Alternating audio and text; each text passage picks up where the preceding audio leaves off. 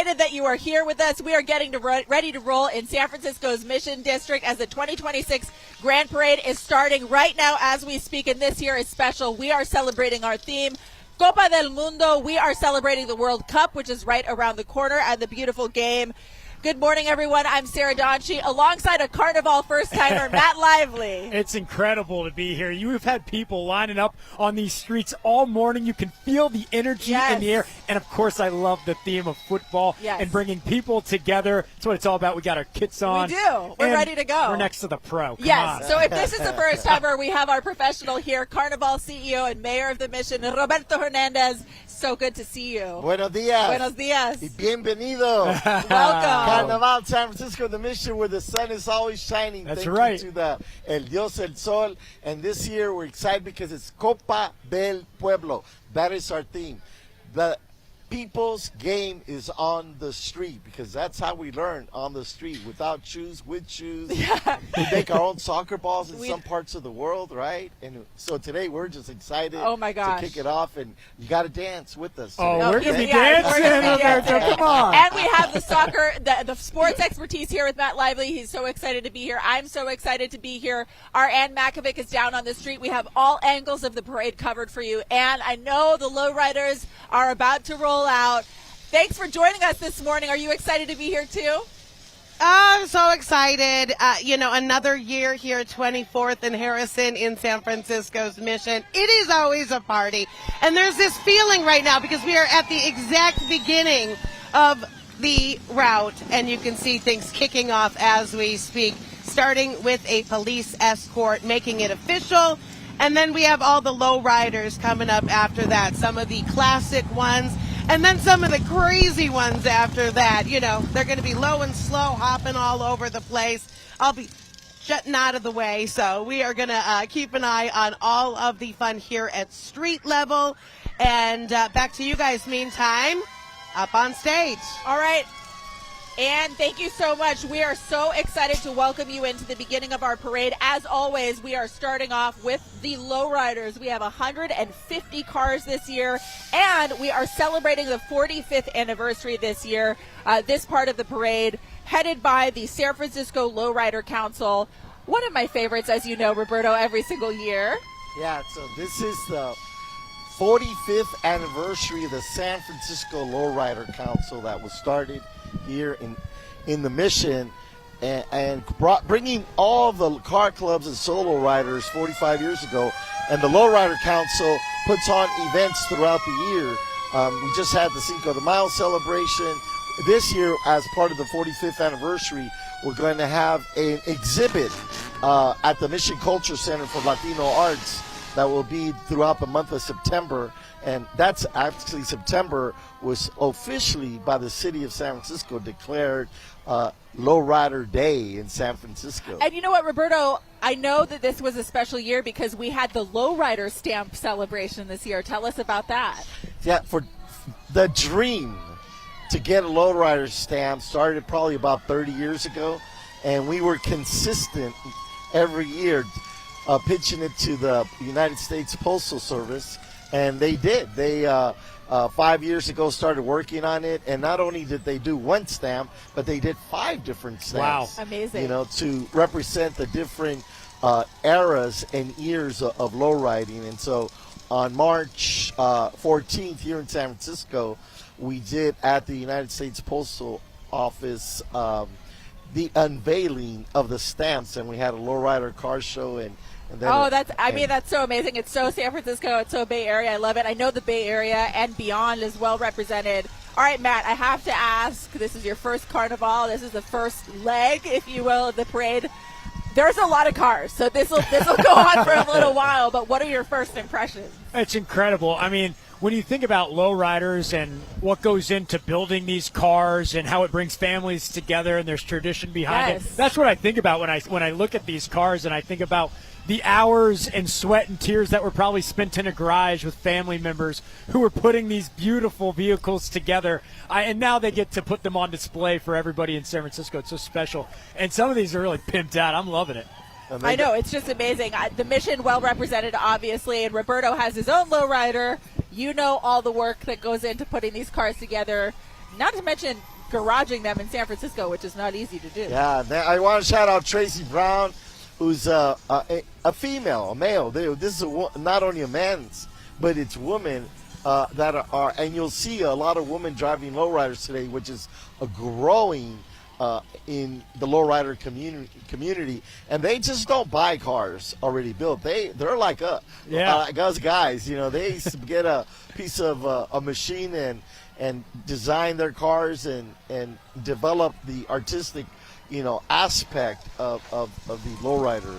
I mean, it is like they are art. Just absolutely beautiful. We're on two wheels over here. Oh, wow. Here at 24th and Harrison.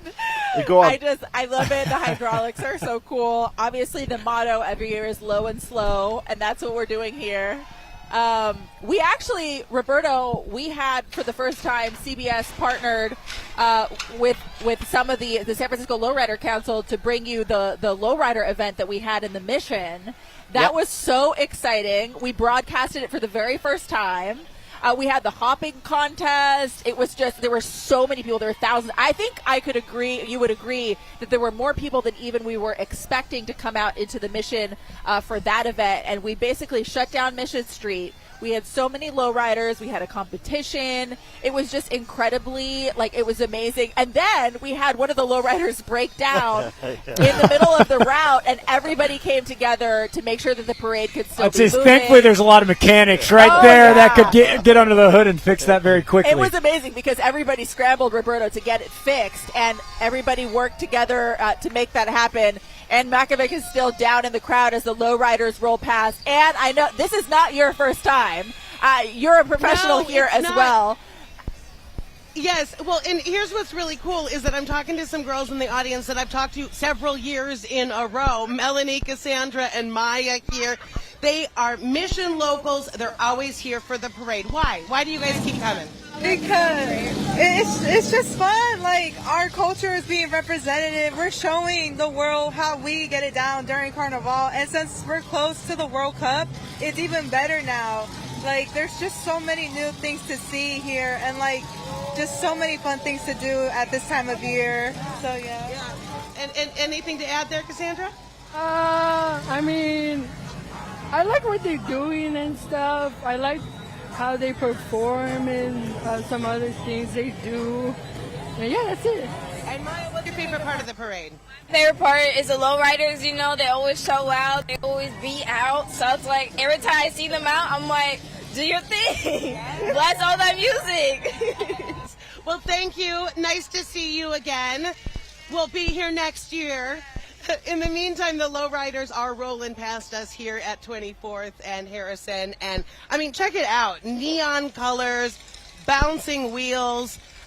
This is quite a show. You never know what's coming around the next corner here at Carnival. And, of course, this is just the beginning, though it is the largest contingency of entrants here. And it is a highlight, as Maya just mentioned, for a lot of people coming out to see it. Now, I know we have our Brad Hamilton on one of these cars. I don't know if he's ready to talk to us, but this is his first Carnival, and I'm pretty sure that he is being taken for a ride. So we're going to check in with him in a minute.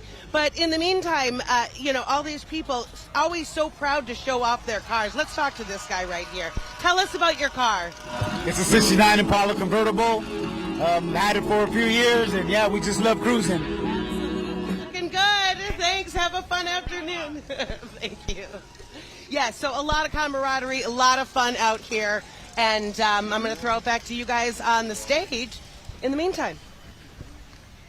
All right, Matt. I mean, it's so amazing. The cars are so incredible. There's so much work that goes into them, and this is the perfect time to show them off. And I know this is your first Carnival, but the weather, Roberto, is really cooperating this year right out of the gate. I love it, and I want to shout out a couple car clubs, Low Creations Car Club, that has been around for 51 years here in San Francisco. Frisco's finest car club, also in the house. Thank you to also Five Keys, which is a nonprofit organization which is providing a lot of the volunteers here today for the parade. So we want to thank them. And also want to thank the Inspirations Car Club because they actually were the ones who are providing a lowrider for our co-anchor to cruise. And that is one of the funnest jobs, man. One of these years, we're going to have to get you in the lowrider. I would like to be in the lowrider. I know. We're going to have to get Matt out there one year. Roberto, I want to know about your lowrider. Does it have the hydraulics? How long did it take you to build? What kind of car is it? So I actually have 5 lowriders. Oh, that's even news to me. I didn't know he was hoarding the other 4. Dang. So the first one I built was a 1964 Chevy Impala hardtop. Then I was able to get a 1947 Chrysler Windsor from my neighbor, who I wanted to buy it from him for years because he never drove it. And so I knock on his door every year and say, hey, sell me your car, you don't drive it. He said, nah, get out of here. And 18 years later, he came knocking on my door. He says, I'm going to sell you the car. And I go, what's the change of heart? He goes, I'm getting divorced. She's keeping the house, and I ain't got a garage. Well, one man's misfortune is Roberto Hernandez's gain. Yeah. You know what? Brad Hamilton, he's out here in the parade. This is also his first time. Brad, how's it going? Well, we just got rolling here. We're with Hilda Ramirez, and we're also with Irma Mendoza. We're having a blast. I mean, my goodness, does San Francisco know how to party or what? Now, I kind of want to talk to Hilda. Hilda, when did you first get into lowriding? Oh, I've been into lowriding all my life, since I was a baby. What are we driving right now? This is a 1963 Chevy Impala Super Sport convertible. Can you show us a little something right now? Oh yeah, here we go. Here we go. Hang on. Yeah, that's a bumpy ride. But I mean, this is so cool. What is it about this day that means so much to you and your family? You know, this is a chance to be with family, to have a good time and show off our beautiful artwork and the love that we have for this culture. It's very near and dear to heart, so you get to see all the dancers and all the cars and the food. I mean, it's a party. It's a great vibe. You also talked about it being art, and you put a lot of work into this thing. Talk to us a little bit about what you've done. Yes, this car, I took it down to bare metal, so it was stripped by myself and my husband, and it took us about 2 weeks to get it prepped for paint. So that was a very intensive but labor of love for sure. And you guys bought this off the original owner? Yes, we did. I am the second owner. The original owners bought it in 62 or 63, so it's been taken very care of. Very, very well kept. It's mostly, the interior is all original. The paint is, we repainted it back to its original color that it came in 1963. Well, Hilda, I'm going to let you keep driving. That's about as good as you could possibly do. I can't do that, and they pay me to do it. But we're just getting rolling here, but it is quite the scene. Trevor's going to show you a little bit around. Obviously, everybody lines up for this day. A lot of music, a lot of soccer kits. We're seeing a lot of that. Shout out FIFA. We know that that's going on. We're going to have a little preview of that later. And we're just going to enjoy the ride here. We're getting a little bit of a show from Hilda, and we'll be talking soon. Okay, can you imagine Brad coming back next year with his own lowrider and just fully Well, he can dripped borrow out? one of Roberto's. Yeah. He's got 5 over there. I have a feeling this is the beginning of a Brad Hamilton transformation, a full transformation. We're going to have to give him a 101 on how to use hydraulics. Yeah. So Brad is coming back with face tattoos and neck tattoos. Once he and gets 4 over the lowriders. whiplash, he's got whiplash from this year, first time, and then he's going to be ready. Honestly, I feel like for me, a couple of years ago when I did my first Carnival, I didn't know what to expect, and it was just the most fun event, so much energy, and this is just the beginning. I love cars, I love lowriders. We've got an El Camino in the family that we're working on. We did a little body work. We got a couple holes in rust. But after we get that going, we get some body work, some paint. I have a feeling that you're going to see us here, Roberto, pretty soon. Well, I can't wait to see that day. Are you going to take it down to the bare metal? We're going to have to strip it down. Strip it down, because that's the best way to do for any car that you're going to, is take it down to the bare metal, and then you put a coat of primer, wet sand it down, let it sit for a month, and then come back and put another coat of primer. Right now, the only thing we have going is we've got the belts fixed. She's running. We've got Rhino Liner in the back. All right, now look. We've got the rally wheels. Check this out. These are little mini trucks that are classic from the 70s, and they actually dance. Look at that. Oh my gosh. Yeah, that is not you don't want to be riding in the back of that, Matt. Yeah, can we get Brad Hamilton in the back of this bed of the truck? I have a feeling. Oh my gosh! And just behind them, hopefully our camera can catch it. This is truly a family event. We've got our kids, our babies in the back. You'll notice that there are quite a few car seats in some of the lowriders. There we go. We got the kids there. It's totally a family affair. And before the parade starts, Matt and I were walking around. I was showing him some of the lowriders, and you see that basically entire families are packed into some of these cars because this is sort of the pride and joy of the family, aside from the kids, of course. Yeah, and that was a new trend, is the truck club that has the dancing beds, right? And also we have Rebels Car Club that just rolled through, and we're about to see a little show. I see somebody getting into their trunk right now. So right here at 24th and Mission, we have Brad Hamilton. There he goes. There he goes. He's rolling past us. He's ready to go. Brad, we were talking about your transformation. And here comes. There he goes. Nelly from Inspirations Car Club. We had to have a little hopping in the parade, of course. Oh my gosh. I don't know if you guys. 415. Nelly. We can hear you, Brad. You can hear me? I don't know where to look. Hilda said, check this out, and I got to tell you, this is about as fun a time I think as I've ever had. 10-year-old me is screaming. Hilda, how difficult is it to drive something like this? You know, for me it's not, but I mean, it takes talent, it takes practice. You can't just jump in it and go. It's something that you need to get used to, but I've been doing it for a while, so it's like riding a bike for me. That's pretty awesome. Brad, you're passing us right now. How about a wave? Hi, Hilda. Good to see you guys. Let's go. I know, we're ready to go. Brad, can you see yourself with your own lowrider one of these days? Well, that's the thing. Getting into this thing was, it was a trickier thing that I've normally done. But you know what? Once you're in, I don't think there's a better experience. We're having so much fun here. I don't think we're ever getting out. Oh my gosh, I'm so excited for you. This is your first time. Hilda is a true professional, and her car is beautiful. Now, check this out. Look at this. Brad, we're going to check in with you in just a minute. On 3 wheels. We're wheels. Focusing back on 24th and Harrison, where Brad just passed by. We're on 3 wheels over here, Roberto. Inspirations Car Club on 3. You know, now, let me tell you, this is something that evolved with, when we started with hydraulics, it was 1 battery, 1 pump. Actually, when we really started, it was sandbags to drop the car in the back. No way. Yeah, and then cement bags, right? Oh my gosh. So remember we were telling you about the car that broke down at the lowrider contest. The gentleman who's driving the red Impala passed us at 24th and Harrison. That was his car.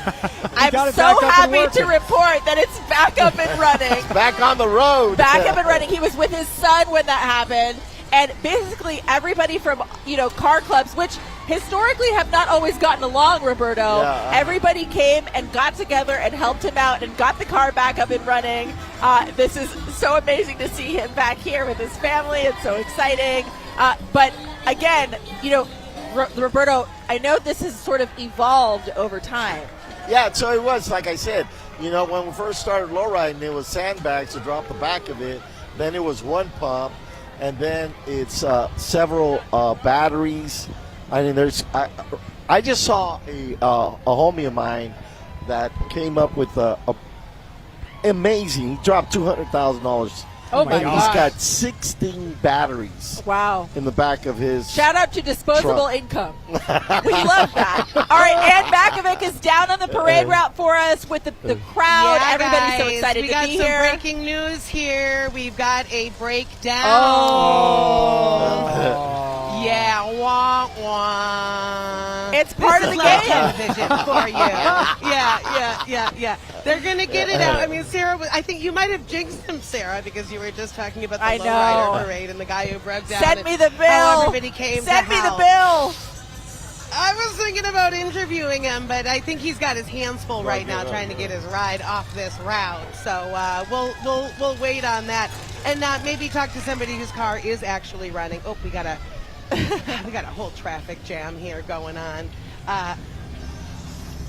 Well, this is actually better, Ann, than during the lowrider parade and we actually have the cops coming in. They're helping. Oh, everybody's pushing yeah. this. Roberto's getting a wrench out of his pocket and trying to get out there.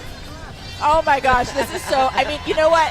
It's not the cops are getting a round of applause, Ann, for helping him get out. Three cops on the backside of this thing. You've got people helping to push. Low and slow is the motto, but they're actually going faster than all the other low riders right now. With the help we're gonna have to modify to low and slow and 5-0. In the 415. Well, you know what? That goes to show you, Carnival rolls on. Whether there are hiccups or not, that's to be expected. A lot of these cars, they're older. They require a lot of work. It's not a surprise to see them having some issues every now and then. But what's nice is to see, like I said, that we had with our lowrider parade, everybody jumping in to help out. And so get ready, because we're doing the lowrider parade. The date has been set. Ooh. Saturday, September 19th. There it is. Here in the Mission. You already know I'm going to be there, Mission Roberta. Street. Whether or not the car is ready, we will be there. Mark your calendar. Saturday, September 19th. We're very San excited. Francisco Lowrider Council's Lowrider Parade, and it'll be televised right here live. Oh, we're so excited. And then after the parade, we're having the King of the Street hopping competition. Yes, I love that. One of the MCs of that event, Chinaman, came all the way out to San Francisco. He came with his daughters, his family. He's continuing the lowrider tradition, and he's been doing an amazing job promoting that event, getting people to come out, recruiting a bunch of the car clubs to come. And like I said, for our inaugural event, we had quite the crowd last year. It was an amazing event. We had so many people in the Mission District, family friendly. It was a really wonderful time. It is so cool to watch these cars go by. And Sarah, you were talking about it earlier. There's all these kids in every car, and you know that they've probably been looking forward to this for months. Mom and Dad, when's the parade? Yeah. When are we going? When are we getting lowrider? And today's the day they've been waiting for. I know, and they're telling their teachers, "Hey, did you know? Oh yeah. Did you see me on Sunday?" I know, it's really cute. A lot of the kids who are here are part of SFUSD. I'm an SFUSD family, and I know some of my kids' classmates are here. It's a big deal. They tell all of their teachers, they tell their fellow students that they're in Carnival, and it's a huge deal. It's, families come out to watch the participants, and we have so many. I think, Roberta, we have 72 groups this year. Yeah, and the beautiful thing about the Carnival lowrider part is that you have a lot of the children who 48 years ago, now they have children. I know. And grandchildren. So we have 3-4 generations of lowriders, of people who dance in the parade, perform, musicians. I got one, and you'll see them coming up soon, is Buena Vista horseman. Daniel Riera I remember he was in the 5th grade and started learning how to play music, and through high school, college, and now he's teaching and started a Latin jazz youth ensemble, which is just amazing, just to see all the generations. And for me, it's really important, especially in our community, that we're feeding the hearts, the soul, and spirits and bodies of children and young people, and we're providing something positive for them to do, and like you said, to look forward to every year, to be in a parade. And your grandma comes out, your abuelita, and tu mamá, tu papá, tu tías, your nephews, your cousin, and it becomes a family affair. Well, and I was asking you before Carnival began today, I said, how many Carnivals have you been to, and what was your first memory of it? And you gave me this great story, if you wouldn't mind sharing now. So when I was a little boy, I loved watching I Love Lucy, and I love Ricky Ricardo, and I love the way he played congas, he had a big Rumba shirt, and so I wanted to be like Ricky. You know, when you're a little boy, your imagination just flows and you want to be Superman or Batman or something. You want to be Ricky. I wanted to be Ricky. So I wanted him because I wanted that Rumba shirt because I love the way he just, like, you know, he just mastered the drum. And so, I asked my mom to make me a Rumba shirt, and she said, "You're crazy. That's local." You know, I don't make you no Rumba shirt. But later on, I learned how to play drums, and so when Carnival first came around, I was like, Mama, a ver un carnaval. You can make me that Rumba shirt. And she did, and that was like, may she rest in peace, But that's one of my first fondest memories of Carnival, to make that dream come true, to be not Ricky but Roberto. And I'm sure so many people in the mission, their first memories are of Carnival. Yeah. It's so special. It really is. And Makovic is still down at the parade route. We had the little snafu earlier with our car breaking down, but we got the community, we got the cops together. And tell us who you're talking to. Yes, I am talking to some friends who have a long history with being in the parade and now here to witness it. Tell us about why you come every year. I've been coming since I was probably about 5 years old. Once I was about 8, I started being in the parade myself with Thomas Edison Charter Academy. What did you do? I was dancing. I would dance. I came about maybe 3 years in a row, maybe 5. I don't remember. It's been a while. But I come back because my whole family up to there to there. Okay, and tell us about your jerseys. Why did you guys go all out? We're Mexican, so it's in our culture, and my uncle every year brings out all these instruments for us, and we have family that comes from around, we have family that comes from Mexico, and we come from all over the place. Fantastic. All right, love it. You guys are primed for the party. Yes, we've heard family affair so many times, and it truly is. Everybody coming out here, you see generations, you see grandpas, grandmas, and they're in their chairs, and the children and the babies, and it just is a real fun party for all ages. There's something for everybody here at Carnival. All right, thanks, Ann. And that's exactly what we were saying. You start coming to Carnival when you're a kid, and it turns into this beautiful family tradition. It really is. And Roberto, I think, every year we see the lowriders kick off the parade. It's a great way to start things. 150 cars. It's a really long stretch. It's actually the longest, section of Carnival. And it's been an amazing showing this year, right? Yeah, I want to shout out Boulevard Kings that came from San Jose. And we have lowrider clubs that come from as far as Sacramento to Modesto to Fresno to be part of the Carnival. And it's something that's been growing every year, and again, the level of lowriding styles, and if you notice, Matt, there's not one single car that looks like another car. They're all so different and unique. And that's the artistic part of the paint jobs. Let's talk about paint for a minute, right? You have cars that just have a straight paint job, that have some that have pinstripes, some that have murals.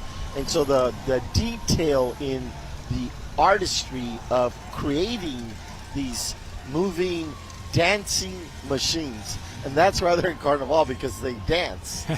And you have some lowriders are playing quebradita music, or they're playing salsa, or they're playing merengue, or they're playing cumbia. And you also could see by a lot of the individual cars that carry their flags. I've seen already flags from Mexico, from El Salvador, Nicaragua, Guatemala. Seen a couple from Cuba, a couple from Puerto Rico, La Boricua over here. My favorite. This is a really exciting way for a bunch of people. Really, it's a San Francisco event, but like you mentioned, Roberto, people come from Sacramento, they come from out of state, they come from out of the country even to partake in this event every year. And this is an amazing way for so many people to share their culture, to show off their culture. And I know that Ann Makovic and Brad Hamilton are both down along the parade route with some of the lowriders, and Ann is with one of the drivers. Ann, how's it going down there? Yes. Actually, I'm going to bust in. Well, I think he's busy. He's busy bouncing, guys. But let's talk to the next driver who comes around. So many of these drivers want to tell us about their cars because obviously they put a lot of heart and soul into it. Hey, what's your name? My name is Renee. Renee, tell us about your car. It's a 1957 Chevy Bel Air Nomad. It's gorgeous. How did you choose the color? The color actually was chosen for me. I actually bought it from an older gentleman, and he started 34 years ago. It is absolutely gorgeous. All right, have fun today. All right. The colors are one of my favorite things about this parade, not only in the cars, but in the costumes that we're going to see once the lowriders are finished. It looks like we're almost toward the end of the lowrider contingent here in Carnival 2026. So we're going to move on to other things, but this has been really one of the preferred entrance in the parade. It always is. Everybody check it out. The models, the theatrics, if you will. It's just such a great time. So back to you guys on the stage. We'll be down here to catch what's next. All right, thanks, Ann.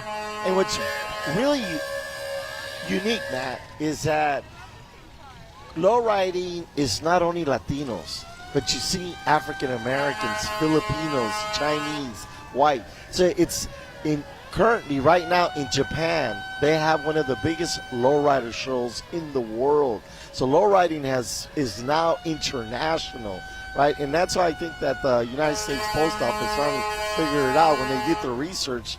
Oh, this is around the world. That's right. You know? It's now global because it really started after World War II, correct? Yeah. Soldiers came back, and it was a political movement, and it was a statement. And now I've seen it in Tokyo. They do an incredible job with their lowriders. Oh my gosh, I was in Tokyo late last year, and I saw a lowrider. We were in the streets of Shibuya, and we saw a lowrider. I could not believe it. By the way, a tow truck is going by right now. Can he catch up to the lowrider that might still be pushed by those cops? He's going to have a ways to go. And from lowrider cars to lowrider bikes, this is one of my favorite parts of the parade because you get to see a lot of families, a lot of kids. And they do such an amazing job on their bikes every year. We actually went out before the parade started to get a good look at them and the details and the chrome details and the kids' bikes and the families' bikes. It's such a fun part of the parade, followed by, of course, the Carnival letters. And then you got the homies. The little characters that were created by David Gonzalez. Those are the official homies. I love it. And they're from San Jose. This is the perfect way. And you know what, Matt? So the cars have come and gone. The lowrider bikes have come and gone. The music is about to stop. Oh, I cannot wait. Yeah, this is really just the beginning of the parade. We are now here with Viva Amor y la Lucha con Samba Ritmo. There are 80 participants in this group. The big Carnival letters have passed, and these participants are native to San Francisco and the Bay Area. Some members have participated since the early 90s. And of course, this year, our theme, we've got football, we've got soccer theme because of the World Cup. Football, soccer community is here. Members of the local football community are taking part in the parade. Lots of kids, players, fans, their families, proudly representing their neighborhood clubs and their favorite teams from around the world. Of course, again, this year's theme is El Copa del Pueblo, which reflects the vibrant combo of community and culture. And this is kind of, Matt, it's a perfect time for you to be here. It's amazing. I'll say this, with the World Cup coming this year, and I know that some of the games are going to be down in Santa Clara, but can you imagine the watch parties that are going to take place right here in San Francisco, especially in the Mission, with everybody coming to cheer on their team? I was lucky enough, back in 2018, I was in Europe during the World Cup, and I saw that firsthand, just how special that tournament is to the people in these home countries, and I can't wait to see the parties that take place here this summer. I know, and you know what, Roberto, every time the World Cup comes, I actually watch it in the Mission at some of our neighborhood bars here because there are some amazing soccer bars. Yeah, it's the best place to be. Ann Makovic is on the parade route for us. Yes, because you can watch soccer year-round. There's so many soccer clubs here in the Bay Area. And I'm here with Justin. He is a member of one of them. Tell us about your club. My club? Yes. My club is a very competitive club, and I love playing with them, and I really enjoy like just playing soccer. Yeah. What is it like to know that the World Cup is here this year? It's a really good and exciting World Cup, especially that it's at Mexico, Canada, and United States. I'm very excited to go watch a game. All right, awesome. Justin, 13 years old. Thanks for stopping. Have fun today. Thank you. Very good. Back to you guys. Julian Sanchez, I'm going to write down the name. I think we got to look out for him in 10 years or so. I know. We're so excited now to welcome in Xucoatl Danza Azteca. Their theme this year, sharing the traditions of ancient Mexico. Every sight and sound is a traditional ceremonial art form, and the dancers are praying with their bodies while moving to the sacred drum beat, which you can hear doing their blessings, Roberto, for the streets of their neighborhoods. They are also responsible for the blessing before Carnival, before the parade begins. Exactly, and that's one of the things that, Matt, is a tradition that we have. Copal is what you smell, is burning. And copal in our indigenous traditions cleanses the neighborhood. So I'm really grateful that they cleanse our neighborhood, especially during these times, because there's a lot of fear, right, in our neighborhood. People are scared because of the immigration status of and what the federal government and Trump's administration is doing to our community, especially in this country. And so with the danzantes, part of the tradition is for them to participate in, when you're born, there's a ceremony, right? And that ceremony is very sacred. When you have a quinceañera, there's a ceremonial. When there's a wedding, and even when you pass away, there's a ceremonial. So having the danzantes is part of the tradition here in the Carnaval, right? So that we are blessed, right? And they go all the four directions: the south, the west, the north, and the east, right?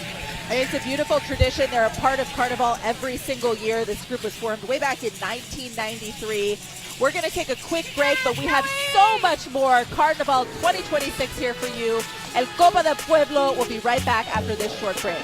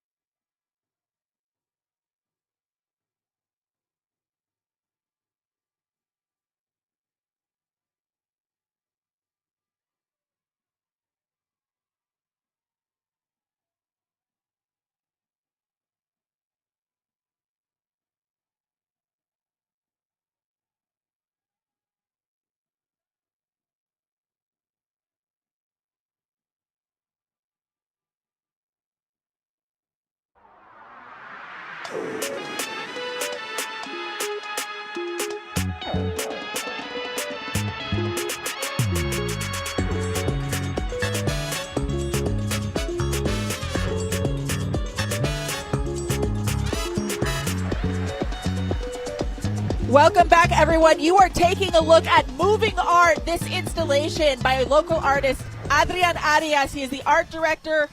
This is commissioned by the San Francisco Art Commission. It's a giant paleta sculpture transforming the parade route into a living tribute of memory and cultural pride. And I have a special guest, someone that I know because I have interviewed him before for a story that I've worked on. Adrian Arias, thank you so much for being here. How are you? Very good. Oh, so happy. It's Carnaval. Yeah. I know. So tell us about your artwork. I know this is a tribute to sort of the local heroes. Yeah, well, my local hero since I was a child is a paletero. Imagine this. It's a sweet route all around the city, giving just happiness with these flavors, fruit paletas. They're amazing. And they're all immigrant heroes, no? Yeah, there's nobody better to see on a hot day. And in addition to your sculpture, your special sculpture, you have people actually giving out ice cream today. Well, yes, they are part of the project is get paleta from the paleteros to give out to the audience, this beautiful audience. And also, this will be a huge monument that developed in June 20th in Parque de los Niños Unidos in Folsom and 23rd with a big paletero, huge 15 feet tall, you know. Oh, that's so amazing. Adrian has worked on all kinds of art in the city. He's done bus shelter murals, major art installations, murals. Thank you so much for being here on Carnaval. It's so nice to see you and talk to you. So good to see you. Take care. All right, the parade is still moving. Our next group is a big one. Unidos la Capital with Tambores y Samba. Their theme, again like ours, is Copa do Mundo, one beat, one heart. And Roberto, this is an example of a group that's traveling. They're Sacramento-based, inspired by the global energy of the World Cup. Brazil in La Casa here on 24th Street and Harrison for Carnaval San Francisco's 48th. And you can feel the rhythm of the drum. Come on, man. Let me feel you. Shake it, shake it, shake it, shake it. I know the music mat is starting, so this is really a good time to sort of get into the vibes of Carnival. This group was founded in 2014, and they blend traditional Afro-Brazilian batucada with dynamic choreography. They've got these colorful World Cup-themed costumes and these visuals to pay tribute to Brazil, known as País do Futebol. Brazil, of course, a major hub and home of soccer, football, and one of the most prolific teams in the world. One of the favorites to win the World Cup this year. Yes. Yeah. And one of my favorites growing up was Pelé. Oh, my God. He's the Michael Jordan of soccer. Oh, yeah. He needs just one name to know him, Pelé. A lot of people saying this mat is going to be kind of the last dance. We've got Neymar playing. People were, big reaction to that when he was picked for the national team for the World Cup. This is really a big deal. It's a huge deal. Honestly, this World Cup, you're seeing the old guard maybe phased out when you think of Messi and Ronaldo and Neymar, and this new wave of players and really legends that you're going to start watching and blossom before our eyes. This is what this World Cup is about. So it's very exciting that, one, we get a front row seat with it right in our backyard. It's so exciting. It's very similar to the way that U.S. men's basketball performed in the last Olympics. That's right. It's changing of the guard. Really exciting. This is a huge deal. The Bay Area, of course, is a cultural hub. We have so many cultures, nationalities who live here, and the World Cup is truly one of the biggest sporting events in the world. And to have the World Cup being played just a few miles away from here in Santa Clara is an amazing thing. I'm very excited. I'm going to one of the matches. I can't wait. Well, and if you think about it, soccer is the #1 sport in the world. Yeah. And what I love here is, especially in the United States, is that from little girls to little boys to teenagers to adults to even seniors are playing soccer. So if you look at it's not a growing sport, it's already here. If you look at the basketball, baseball, football, and hockey, combine those sports together, there are more people playing soccer in the United States now than all those sports combined together. It's incredible. And what's amazing is, the Bay FC team comes into town. They're so popular already, and as you said, little girls getting to look up to players on Bay FC has been incredible to watch. They just got a generational player and a girl named Claire Hutton, who's already on the U.S. national team, and I know that they're going to become a dynasty here in the Bay Area, which will be incredible for fans here to watch. Oh my gosh, it's so exciting. It's really truly an honor to be one of the host cities. Of course, not in San Francisco, down in Santa Clara. So we're going to have to drive a little bit. We just saw the Chinelos de Morelos and the Train Eclipse. Their theme this year, traditional dance from Morelos, a vibrant celebration of Mexican independence and cultural pride through the tradition of masked dance, of course, from Morelos. They have these incredibly elaborate and detailed costumes, ornate masks. They've got this colorful embroidery and these flowing capes. You know, part of the beauty of Carnival is the costumes, the traditional garb, the regalia. And this is a group that every year really shows out with incredible artistry and culture. And the amount of time that it takes to make each and every one of these outfits it's a labor of love. I mean, you know, what's so amazing is that every year they come out with this incredible tradition, but really every year it's something a little bit different, a little bit more innovative. Tradition, culture, history, and creativity every year to come out with these incredible garb. And, you know, they really show out every single year for Carnival. I love the full brass and percussion of this group. And it's a different tradition that normally people don't know about Mexico. And that's what the uniqueness of Carnival is that, for example, in Mexico, there are, depending on the region, the tradition of Carnival is different. From Oaxaca to the Yucatan to Veracruz. And so in Morelia, each Carnival is different. And so we get to showcase all the traditions. It's a melting pot. Yeah.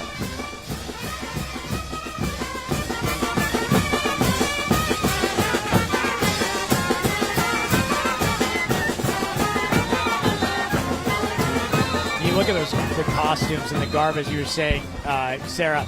How many man hours went into all of these? Time, money, labor, all of it. It's incredible. It's really amazing, a family affair. And just behind them, we have another group coming down. This is the Abada Capoeira of San Francisco. 120 participants.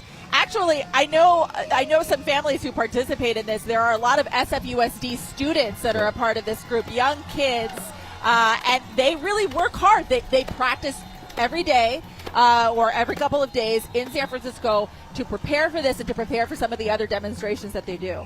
Well, you know, I love capoeira, especially for not only children and young people, but it's very spiritual and it's great for your body. It's you're able to train and stretch and live healthy and learn discipline, because that's one of the things about capoeira is the disciplines of learning balance and harmony. And I want to shout out all the instructors and the maestros that teach it right here on Mission Street and 22nd Street is where their studio has been here for many, many years. And this year we have our city attorney, David Chu. His son is now been studying with Abada, and his first time in the parade this year. And our city attorney, David Chu, with his wife are here with us today. Ann Makovic is in the crowd for us. Hi, Ann. Yes, I'm here talking with Alicia. She came all the way from Union City, and she does it year after year after year. Why do you keep coming to the parade, Alicia? Because it's beautiful, and the people are very nice. Everything is very nice. I like everything, and I come every year because I love it. Okay, your outfit, tell us about that. Very festive. Okay, because I like it. I can put it like that. I like it, yes. Pardon me? Your earrings. Oh, yes, this earrings, that's from Mexico. Oh. So you came from Mexico originally. Yes. What is it like to see your culture represented here in San Francisco? Pardon me? What is it like to see your culture represented here in San Francisco? In San Francisco? Yeah. Because I like San Francisco, because everything is beautiful in San Francisco, and I love it. And the people, and I see you last year, and everything is beautiful, and I love it. I love it here. You're beautiful. Yes. Thank you so much. Okay. All right. Yes. It's so many friendly faces around here. Everyone's just enjoying the party. Back to you guys. Thank you, Ann. All right, Ann, thank you so much. Now we have some of the first sort of like dancing, getting in the mood groups of Carnival. This is Zumba Friends in Fitness. They've got 61 participants this year. They're in it. They combine dance, they combine fitness, they combine fun. And like many other participants in Carnival, we've got a World Cup theme. Their theme this year is World Cup of Rhythm, Zumba Friends, and Fitness United. I gotta say, Roberto, I like to dance. I think I get it from my grandma. She is 89 years old and she still goes to Zumba 3 times a week. 3 times a week at 89. Well, that is impressive. She's gonna live for many more years. I agree. She's in better shape than I am. I know. Talk about a great workout. Well, maybe you should hang out with your grandma. I know. Yeah, I'm eating a chocolate chip cookie in the break. I know. You know what? It's so funny because we talk about it. He was eating that pollo. He was. Pollo I've just been eating all day. We can attest. You can't see him on camera right now, but Matt Lively has been eating since we got to the mission, which really is a lot of good food. That's Carnival, baby. That's Carnival. That's the mission, right? One of the things, Roberta, that we talk about every year, speaking of this group, is the level of fitness that is required to participate in this parade. It is a grind, whether you're dancing, whether you're walking, whether you're walking along some of the cars. It's hard. It'll keep you in shape. So now we got, of course, come on, tell us about the San library. Francisco Public Library, and they've been renovating their branch on the Mission branch on 24th Street, and it's going to reopen later this year, which I know is very exciting for everybody in the community. Oh, I know my son's going to be there getting some Dog Man books. Well, I love is the building is a historical landmark, and so you look at the architectural design of the outside of the building and the inside of the building.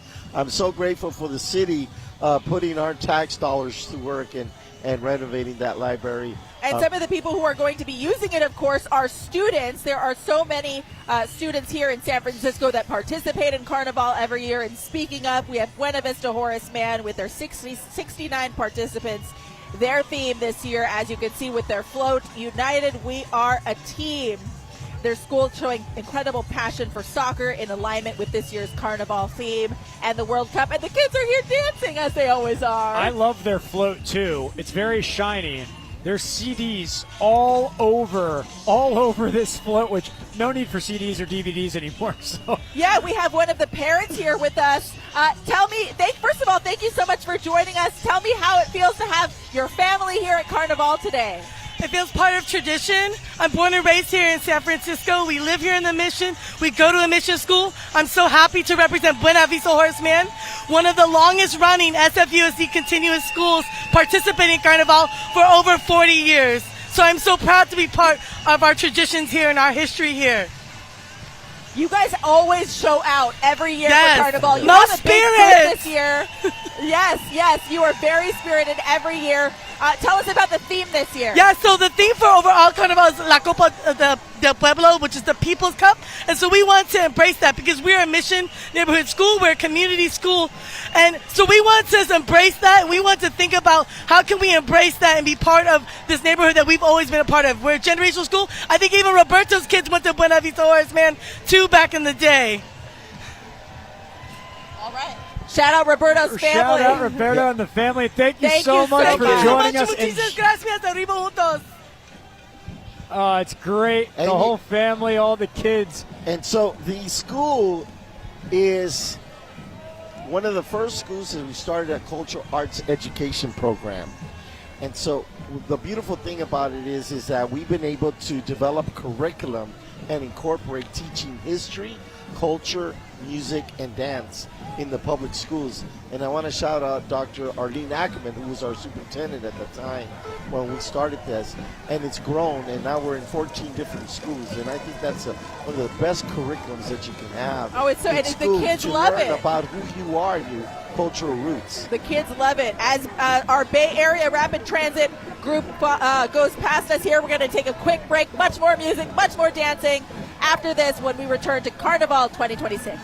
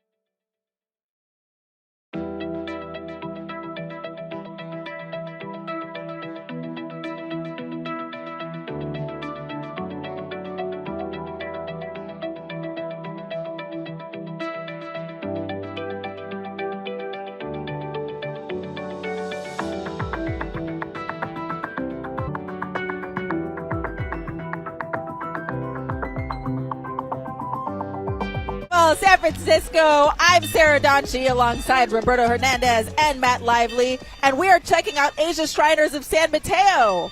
Yeah, these lowriders are more my speed, Roberto. I think I could cruise around one of these for a while. Yeah, well, you got to build your little mini lowrider. You got to start somewhere, right? This is my barrier to entry. Yeah, your training wheels. These guys are Carnival regulars. They're the Distinguished Fraternity of Freemasons. They've been fostering fellowship, leadership, and service since 1872, and today they proudly represent a legacy of service, compassion, and dedication to serving mankind. And they've got their fire truck today. We did the halftime show. We did a halftime show with the Shriners football game with Carnival dancers. We did this choreography. It was amazing. And they raised money to help children. It's just amazing. Yeah, all over the country. Okay, so as they pass us, they've got quite the contingent this year. We have Telemundo 48. Their theme, of course, La Copa Mundial del Fútbol, bringing the electrifying spirit of the World Cup to Carnival. And they are also very strongly representing soccer, the World Cup. They've got their kits on, representing nations around the world. I see Mexico, I see Colombia, maybe some Brazil in there. Yes, I do see Brazil. So we've got a lot of representation with our Telemundo crew. Their flags flying high to celebrate their international culture and competition.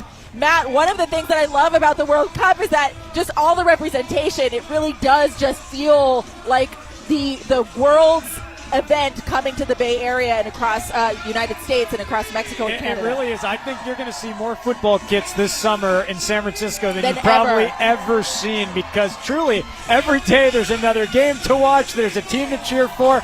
And as some of these teams in Brazil, especially being a favorite, as they get to the end stages and maybe towards the finals, you're going to see so much pride on display. Oh, I'm so excited. There are going to be a lot of people not going to work. Oh, I know. There's going to be a lot of depressed people, a lot of joyful people, and a lot of, hey, boss, there's a cough. I'm getting a cough. I don't think I can come in today. I know. I'm so excited. I think it's just going to be such a tremendous event for us in the Bay Area. And if you're interested in attending one of the World Cup matches, the Bay Area right now has some of the most affordable ticket options in the country. Ticket prices were very, very high just a few months ago, but ticket prices have dropped. Because nobody was buying them. They're too expensive. They were too expensive, but a lot of people have been able to secure tickets for $140, $150, $160. It's a bit, which is still quite expensive, but considering the fact that ticket prices were hovering around $900 just a few months ago, if you're interested in attending a World Cup match in the Bay Area, it's a great time to look at ticket prices. And there are great deals to be had as we welcome in our Recology crew. Yeah, and Telemundo, I got to shout. Do you remember 1994? Goal! Oh, of course. We're going to see Matt doing that pretty soon. We've got to have some kind of competition on that front. All right, if you're a San Francisco resident, you know these guys. This is Recology. They participate all the time in Carnival. Their theme this year is A World Without Waste. And our garbage collectors, who every year have this coordinated dance, Matt. They come to not only Carnival, but a bunch of community events, and they sort of raise their profile. Obviously, some of the unsung heroes of the city of San Francisco. They're highlighting over 100 years of service in San Francisco, set, of course, to the vibrant sounds of Carnival. And leading the comparsa is one of Recology's antique trucks with performers riding on board, followed by their banner and the drill team in motion. I love that. You don't have to have the best costume, the loudest music, but they're throwing around the garbage cans here. Can you imagine waking up in the morning, 6 a.m., garbage collection, and you see your guy coming out here doing some samba with the garbage can? It'll make my day. Hey, you know what? I appreciate them. Oh, yeah. That's hard work, getting up early in the morning.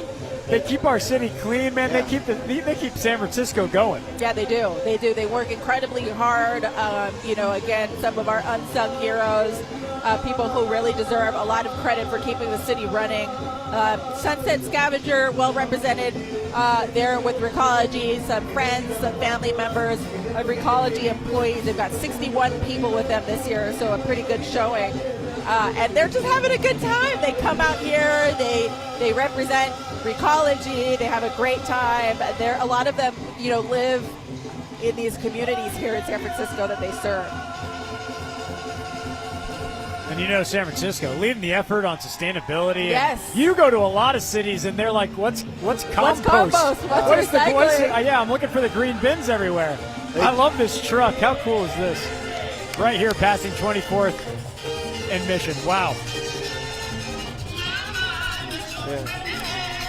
A bailar.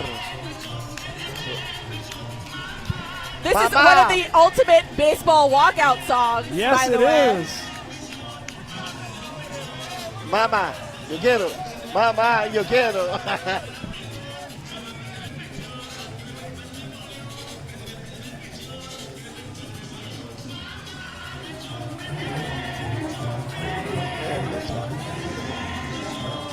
Mamá, véndeme lechón.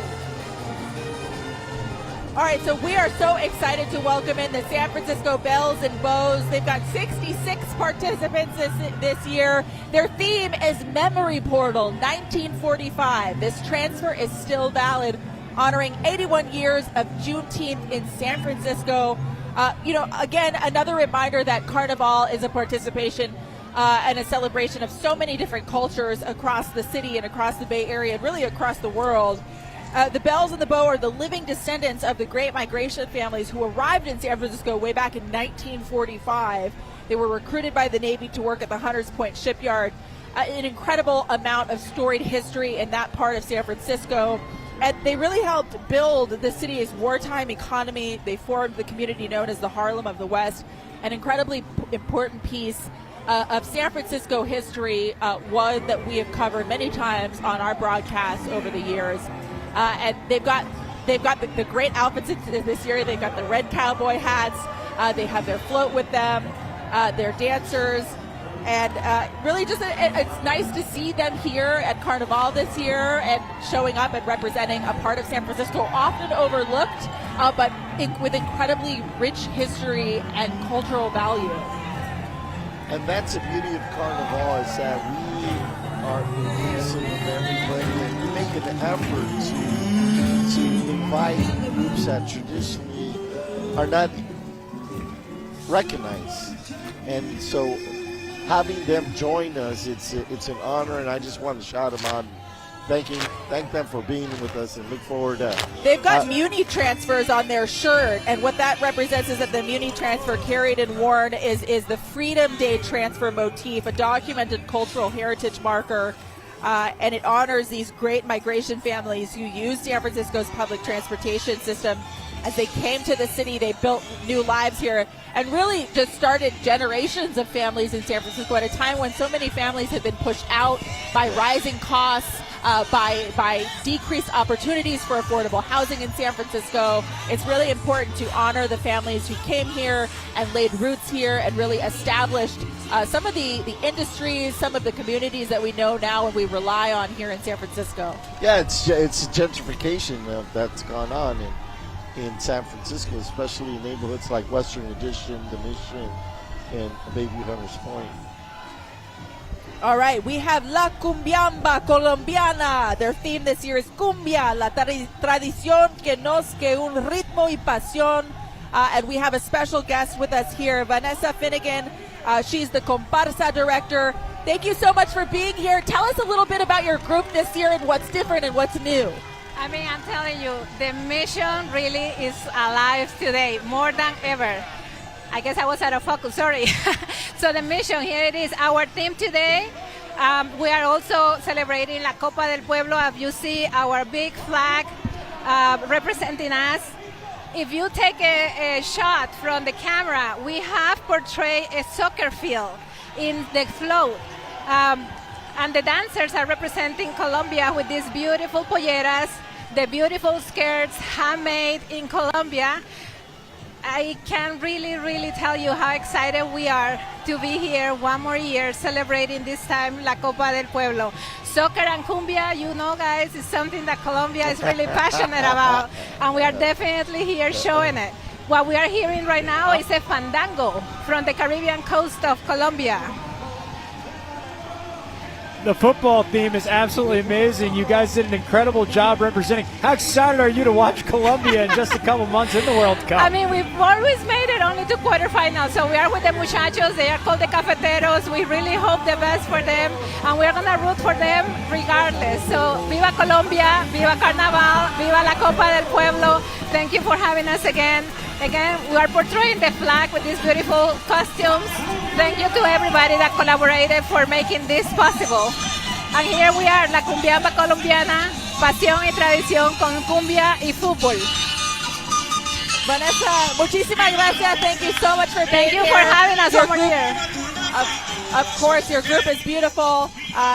They're here celebrating, as she said, cumbia and football, deeply woven into Colombia's identity. Let's go ahead and listen in.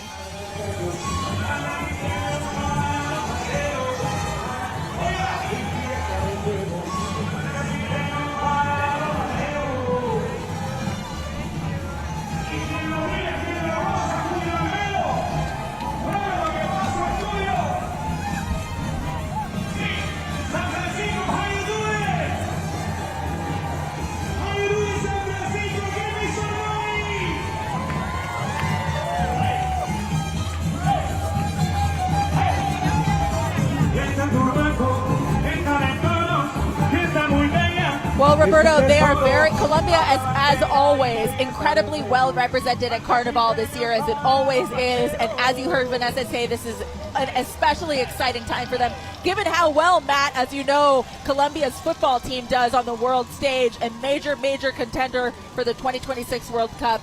Just the perfect combination of themes this year. And she said it right. Cumbia and football. Colombia. They go right together. They go together. A little traguito and some food, and you're good to go. They crushed the theme. They said they wanted to make it look like a football field. They did it. They did it. And here we have the King Chris Cornelius and Queen Mizzy And Ann is on the float for us, I believe. Ann, how's it going? Yes, guys. I'm feeling woefully overdressed here with the beautiful Queen Mizzy Ng. Here she has been living in the Bayview, but she's got all sorts of Latin roots. Tell us about your roots, Mizzy.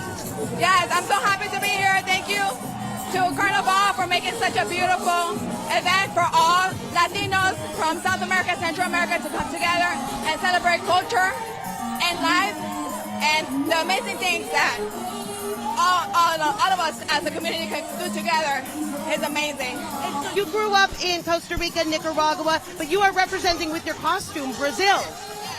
My costume is from Brazil. My father's from Brazil, Happy's from Brazil. And I was parading there dancing in 2024. And this year, I'm bringing Samba, Salsa, Bachata to the Carnival. Absolutely. You look fantastic. So gorgeous. Have fun today. Thanks for letting me spend time on your float. The view is great up here. And every year I'm so impressed with how quickly she gets on the float, how somehow she manages to stay balanced with no practice, by the way, and then can just get off in time somehow. Oh, and you know what's so beautiful about the King and Queen? Robert Warner, who is one of our photographers, actually took them throughout the city to do a photo shoot, and he told me they're just the nicest people he's ever met. And she's from Nicaragua and your people, Costa Rica. Yeah. But she's wearing a Brazilian outfit. It tells you a little bit about how the different cultures all mix together. And the beauty of that is that for Carnival, you could be in whatever kind of comparsa or tradition. Just learn it. It don't matter where you're from, right? And that's the beauty about it. So it's a beautiful thing. Matt, we've got a new group here with us. We do, Samba de Terra, and they're new to Carnival. 57 participants and another Brazilian football theme here. Of course, yeah, they're Sacramento-based. Their performance is supposed to capture the passion, the rhythm, and the unity that defines the game in Brazil. Yeah, their costumes reflect the vibrant experience of attending a Brazilian football game. So I feel this might be as close as I get to a Brazilian football game. I know the tickets are hard to get. Oh, they're hard to get. But you got to point. You're a sports reporter. I know. I might be able to. Use your connection. I have a connection. You're going to have to volunteer to cover one of the games somehow. I know, some way, somehow. And right now, you're hearing the traditional Brazilian drums and percussion, which drive their performance. They got the echoing of chants, rhythms, and infectious energy that you hear across stadiums. And I will say, maybe my favorite thing about covering football, about watching football, is how into it the fans get in the crowd with the smoke and the sparklers and the way they're dancing and the flags that are being passed around. I know. You know what is so funny? I actually went to go see a football match once in England, and even though they were speaking English, I couldn't understand a word. I couldn't understand a word of what the chants were, but the energy was so infectious. And when you think of a country like Brazil that is really synonymous with football, it really is just the energy that it really is truly unmatched. And it's so exciting to have a little taste of that this year in Carnival, and to have the opportunity to have this event, which is just sort of a sparkling beacon of San Francisco tradition, at the same time that we have the opportunity to host these matches that are seen all over the world. It's incredible, and you're seeing it on full display here today. I know, Carnival, of course, a tradition in Brazil, in Rio. People come from all over the world to go to that incredible experience. And it's so nice to see that Brazil is well represented at Carnival here in San Francisco, as it always is. And we got a little special a treat for both of you, especially we have a special delivery on the set. I don't know if we can turn one of the cameras around so that we could give you a look at what we've got going on here. We have a special chicharrón delivery. We got Orlando. Come on, guys. Wow. Orlando Torriente. We have to bringing us some chicharrón. You got to open that up. We got to open that up. Thank you so much. Chicharrón. ¿De dónde? We got the chicharrón right down the street. Okay, from where? Thank you, Orlando. Oh my gosh, thank you so much. Okay, so part of the joy of Carnival every year is not only the parade and the music, but the food. the food, and we have it It's every gonna fuel year. me for a full day. Yeah, we're going to give it a shot. We're going to pass it around. Ann Makovic on the parade route. Hopefully she can come get some food with us here in a couple of minutes, but we're going to take a bite out of this, and we got to get some to you somehow.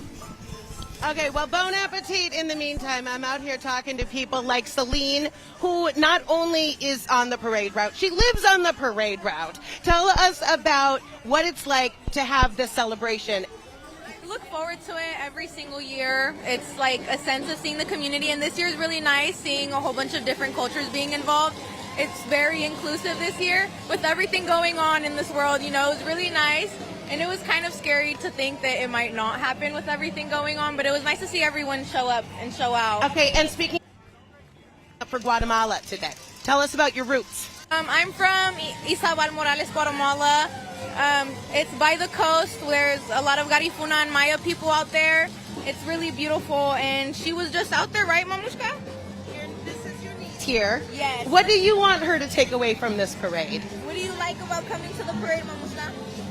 I like visiting. I like seeing. I like all the cars and I like the people dancing. Absolutely. And I love your necklace. Okay, and what is your name?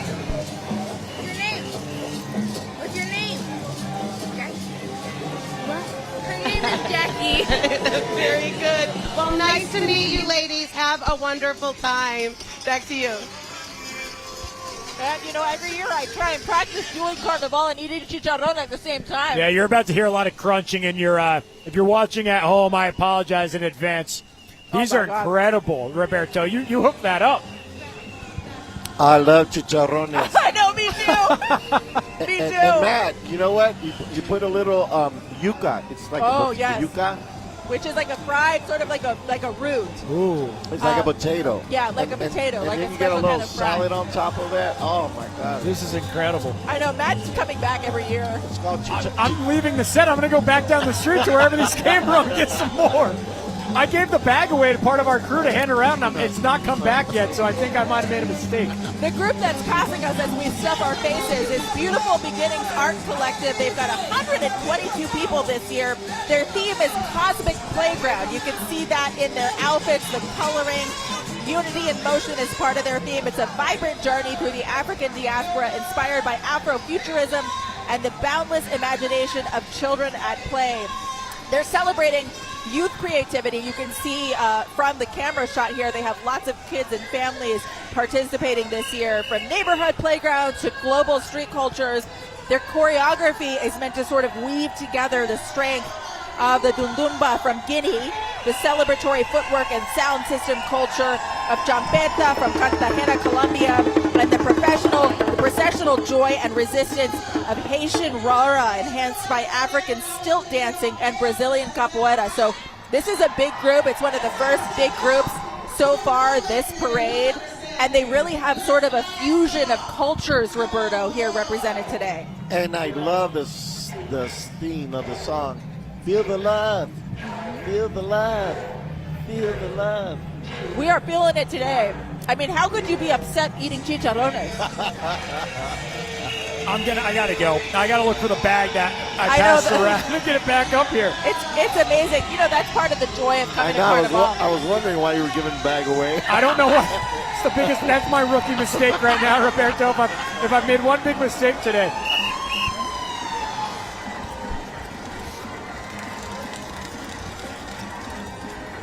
As soon as you brought that bag over here, you could smell it from down the block, man.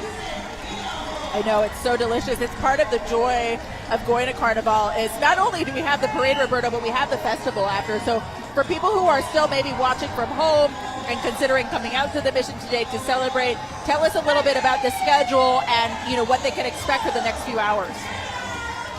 Festival, 2 days. It started yesterday, and today will go on until 6 o'clock. 17 blocks long. It's the biggest outdoor mercado where you could buy food from Puerto Rico, Cuba, Nicaragua, Brazil, every Latin American and Caribbean country. We got the best food. And then we have also an amazing over 200 vendors who make stuff at home. So you could buy jewelry, you could buy shoes, Look at the shirt that I'm wearing. Actually, it was made by an artist, San Francisco State University. Shout out Gators. Straight up, Gator. All right, we're going to take a very quick break. We have so much more Carnival. The parade is only just beginning. We'll be right back after this quick break.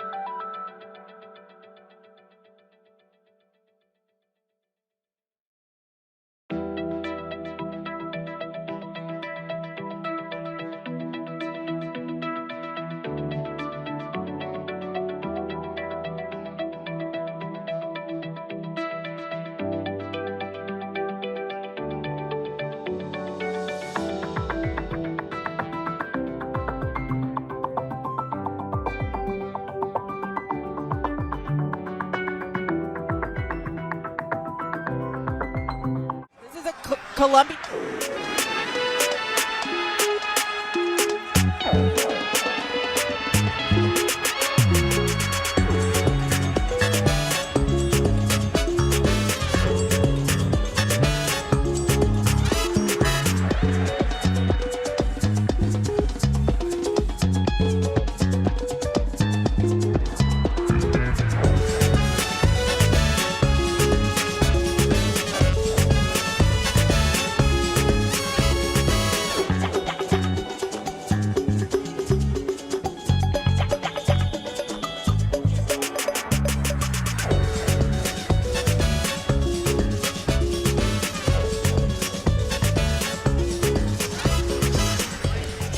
Welcome back to Carnival 2026. I'm Sara Donchey alongside my co-anchors Matt Lively and CEO Roberto Hernandez, joined by Mi Tierra Colombiana. Their theme is From Manizales to the World, a vibrant celebration where the elegance of Colombia's Feria de Manizales meets the energy and passion of soccer, of course, Matt, because we're continuing the theme.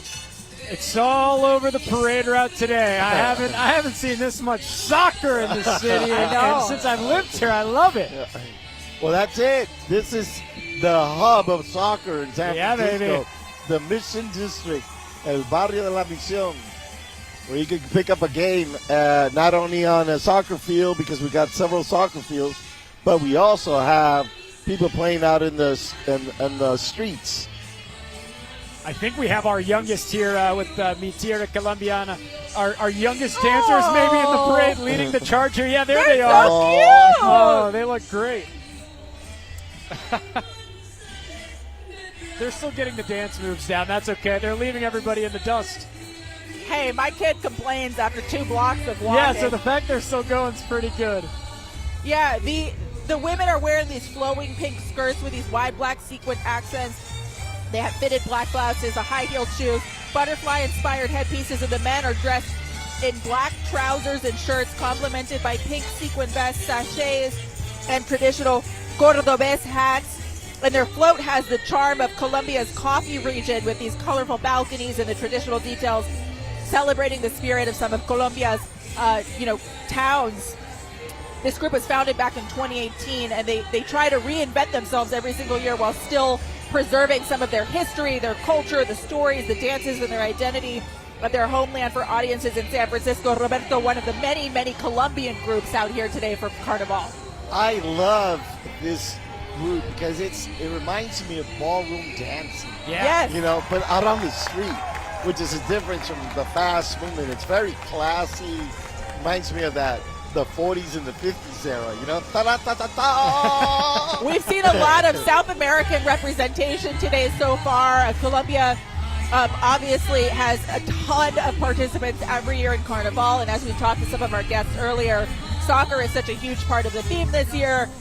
Brazil, synonymous with soccer. Colombia, synonymous with soccer. An exciting opportunity for the many Colombians who live here in the Bay Area to be on the world stage. World Cup just, less than 20 days away now, I think, Matt? It's coming up. It's going to be here before we know it. We have multiple matches in the Bay Area at Levi Stadium. Some games being played on the East Coast, Los Angeles. Yes. And then also a lot of people traveling to Mexico, Roberto, to watch World Cup matches in Mexico City and elsewhere. Well, you know, I love the fact that this year it's being held in North America. Yes. You know, Canada, everywhere. The United Usually States, you have to and go Mexico. so far away. Yeah, and here now you have a choice, right? And here I am complaining about traffic going to San Jose. I'll find a way to complain. Our next group, finally, we've got some Caribbean representation. Yeah. This is Rumba Rena. Their theme is the world is united with one heart and one beat. They're drawing inspiration from the global influence of Cuban music and dance. Cuba also represented at Carnival every year. This year they are the first Cuban comparsa, and they've got the music and the dancing as always. As a native South Floridian, this is this is my jam right here. I grew up with this. And talk about good food as we sit here and we eat our chicharrones. Cuban food, second to none. Now there's a Cuban sandwich out there. If anybody wants to stop by 24th and Mission right here, I don't know. Matt is going to speak. He's going to do his affirmations to get this food to appear on the set. Matt's hungry again. All morning long. I'm telling you, I've been jealous. We've been talking about the best seat in the house. If one of our cameras is able to get it, right across the street from us are these apartment buildings, and people are leaning out the windows, getting to watch this parade from up above, which is incredible. And we're going to zoom in on one of them now. They've got... Let's see if we can get their attention. And Matt's looking at the food. I'm looking at the food. They got a bathroom right behind them. They got the best seat in the house. We're trying to wave at them. These apartments have such a great view. I know, and every year these guys on the corner here host these parties, and they invite people over, and they have such a great time. Tony Sandoval is actually joining us as he does every year along the parade route. Tony, so good to see you. Hello there, welcome to Tony. Carnaval 2026. You know, it's always a pleasure inviting folks to our neighborhood because we're very proud of our hood. And they say that the Mission is the lifeline of the city. But we're in el corazón, a la visión, and it's beating, it's bumping. As you can hear the music and the beautiful crowd that we have here. But folks come from all over the world. They travel so far. And some just roll out of bed and get here. What's your name, London? Emily. Emily, from where? From San Francisco. You were born here, right? Yes. What school did you go to? Sorry? What school did you go to? Like my high school? I went to ICA here in the Mission. Yes, that's right, that's right. You guys come to Carnaval every year? Sorry? Carnaval, do you guys come here every year? Do you come to Carnaval every year? Yes. Yes. This is my third come every year. What do you love about Carnaval the most? I love the energy. I love the dances. I'm really just here for the culture, and I love seeing all of the different music. Wonderful. We're representing Nicaragua, right? All right. Nicaragua in the house.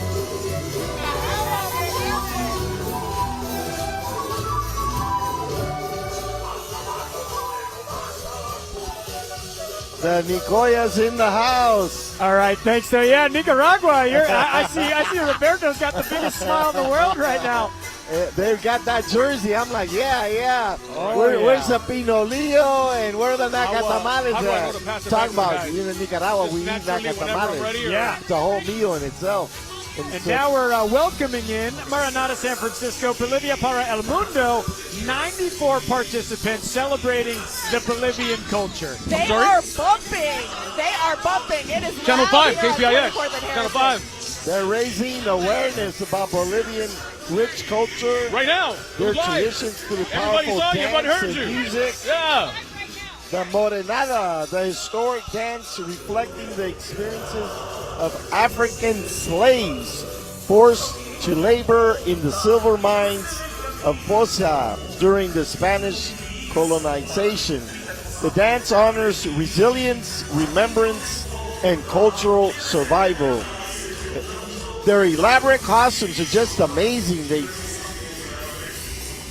The male dancers wear striking masks with long beards, and their tongues are exaggerated, representing the hardship endured by mine workers. Each carries a matriaca, a rattling instrument whose sound evokes the clanking of chains. Traditional Andean instruments such as a sapocna and the charargón enrich the performance. It's grounding in centuries of Bolivian ceremonial and celebration. You forgot to mention the speaker system that they have. They have easily the best speaker system of any float. And on that float, my God, it's decorated with and made actually in the decorations were made in Bolivia. I'm counting 12 speakers on their float right now. That is my biggest takeaway. It is loud. And the music is so amazing. Every time, every year, some of the Bolivian groups have the most ornate, decorative, the outfits that they wear, the hats that they wear, the regalia. It's really, really impressive every year. And every year it's a little bit different. Yeah. And again, the amount of time that it takes to make each and every one, right? It's a year-long process.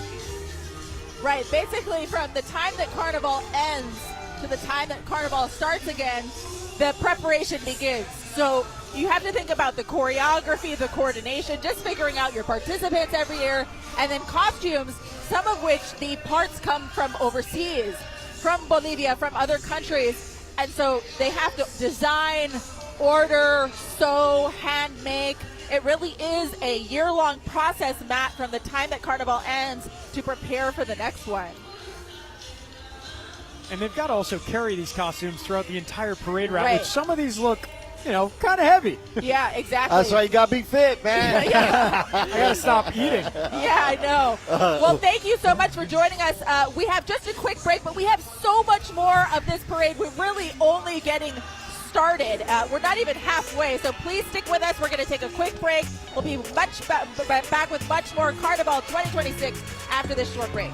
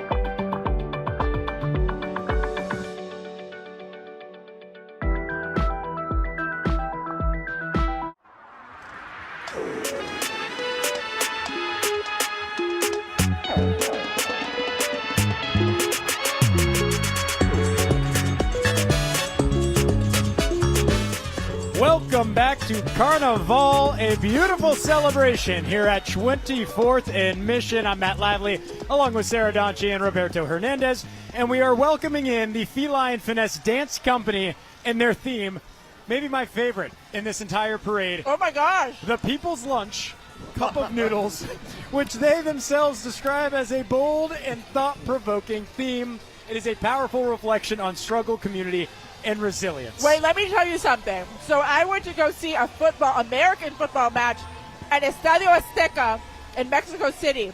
And one of the snacks that they have in the stadium is cup of noodles. Oh. With lime and a little bit of seasoning. And honestly, I know that this is sort of cast as a struggle meal. It was one of the best things ever. And I really think that this is sort of a thought-provoking, it's meant to be thought-provoking conversation about some of the struggles this year.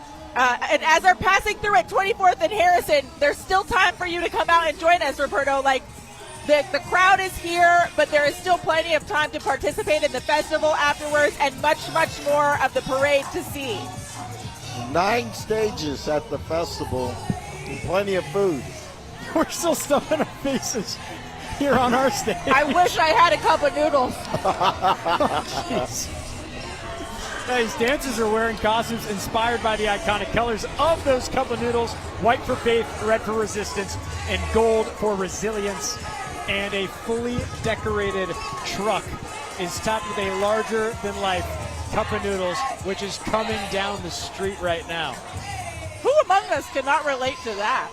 I think everybody has been in that spot where you're like, I just want a cup of noodles so bad. Or that's the only option. It's the only option. I remember there were 10 for $1 back in the days, and that's what we would buy. That's probably 10 for 50 nowadays, unfortunately, Roberto. I've never seen that as a theme for a Carnival comparsa, but I love it. All right, this next group is a very lively one. Nicaragua, Danza Hijos del Maíz. The theme is the World's Football Festival, and their group transforms the parade route into an international celebration of sport. You'll be able to see that with all of the flags that you see not only on the float, but with the dancers on the parade route. The children of the corn. You know, in Nicaragua, corn is one of our gods. You know, corn was first planted by the Mayans. That's why hijos del maíz. And with maíz, we make chicha. We make tamales. We make, actually, naca tamales in Nicaragua. Ooh. The difference between the naca tamal and a tamal is that the naca tamal has rice, it has beans, it has potatoes, a little chile, and man, you take one of those. You Mexicans, you can eat about 3 tamales. With the one from Nicaragua, the naca tamal, you're done. Every time we end up talking about food, how does that keep happening every single year? Half of the broadcast ends up talking about the most delicious food we've ever had. Because Carnival is about food. It is. All over the world, you'll see the men who are actually wearing, and some of the women, wearing United States soccer uniforms, and they are meant to embody the competitive spirit of the global stage. Obviously, the United States with multiple host cities in 2026 World Cup. And World Cup, obviously, a theme very much throughout Carnival. But with this group in particular, they've got the trophy at the center. They've got the soccer balls, the flags. They've got the players in motion and these vibrant artificial turf that recreates the excitement of the soccer pitch. So World Cup theme, El Copa del Pueblo, live throughout the parade this year, Roberto. And Matt, some of the drinks in Nicaragua are chicha. Chicha. It's made out of corn, and then we have horchata, and then we have cacao. When can we get that is what I want to know. Oh, you guys want horchata. some? Yeah. You can go down to Dodger Stadium right now and get some horchata. All right, so we have, obviously, you know, the soccer theme continued throughout the parade. Mission Prep School is here. We have SFUSD, Daniel Webster, George Moscone Elementary. So I mentioned earlier in the broadcast, Roberto, SFUSD is very well represented in Carnival every single year and has been for many, many, many years. And thanks to all the Carnival instructors and teachers and masters that go into the schools and actually teach our children and young people the different types of dance and music from all throughout Latin America and the Caribbean. We have another very exciting group coming up here. This is the Tradición Peruana Cultural Center, and with us we have Vanessa Soto. She's a board member. Vanessa, thank you for being here. Tell us about your theme and tell us how happy you are to be here this year. Oh my God, so excited to be here. We've been doing Carnival for over 15 years, and every time we're like more and more excited to do it. So the theme, we're really inspired by the Copa Mundial, by the World Cup this year. Peru is not part of the World Cup, but we're here to represent. We got the Blanco y Rojo, and we also have, we work with a lot of schools. We have 5 schools dancing with us this year, and they're going to be wearing different jerseys from different countries because we're all inclusive. We're Peruvian Cultural Center. We're all inclusive. Welcome to everyone. Yeah, you would not know that Peru wasn't. I mean, I feel like the Peruvian World Cup team is here today. Yeah, we got to represent. Tell us about what the Cultural Center does for the community. Yeah, so TPCC has been around since 1995, so almost 31 years in June. Co-founded by brother and sister Juan de Dios Soto, Nidia Soto, my mom and my uncle. And we promote art, culture, and music of Peru. And so we do that through community classes, music classes, dance classes, also classes to schools in SFUSD, but also outside of San Francisco along the Greater Bay Area. And we also have bigger community events to promote Peruvian culture and music. You've got a lot of kids with you today. We do, yeah. We got 5 schools participating with us, so a lot of representation here. We got our community group right here, like we have them in the Peruvian jerseys, and the kids are all from the different schools that we teach at. We got Juan here, we got Vanessa, Lydia here. Yeah. Here's my hard-hitting question for you. With Peru not being in the World Cup, who are you rooting for? Oh my God, that is a great question. Honestly, I don't know. Like, I'm just excited to see like who's going to be playing, who's going to win. I'm rooting for everybody. I'm rooting for everyone Latino. Let's go. There you go. Everyone Latino. Hey, you can still say that you're rooting for Peru. I mean, always. Chimbunga, yeah, let's go. We're so excited to have you guys here, and thank you so much for bringing the kids out. It's so great to see him here, and thank you for everything that the center does for the community. We appreciate your time. Any final message for the people who are here watching Carnival on the broadcast? Just happy Carnaval. We're here to promote cultural pride, cultural strength. Let's go. Enjoy, everybody. Oh, thank you so much. Thanks, we really Vanessa. appreciate it. Tony has an amazing perspective on the ground along the parade route. Tony, what are you seeing? Beautiful, beautiful colors, beautiful people. You guys were talking about food. Here we don't count calories. We count all the beautiful flags from all the nations that are representing their culture. There's no better way of expressing yourselves than with food, music, and dance. And that's what we got going on over here. Tony, you don't got to tell us twice. We're sitting here eating chicharrones on the set. I saw that. I hope you guys save me some. We will, Tony. You better get back here quickly. I don't know, Tony. Tony, the clock is ticking, buddy. I think we have 4 chicharrones left. Let me try to cross. I'll be right there.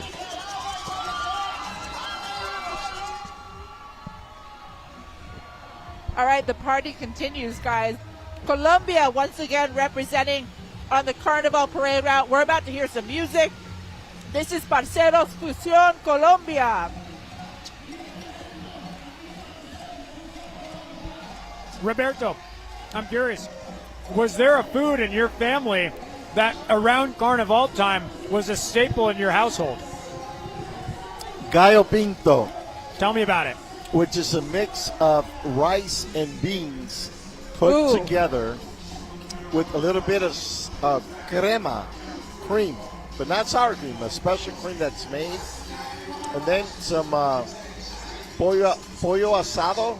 Guisado in this amazing stewed seasoned tomato, chicken, onion, pepper sauce. I'm coming to the Hernandez house. I know. And speaking of food, I want to give a special shout out today to Torta Gorda. They help feed our crew. They're helping keep us going.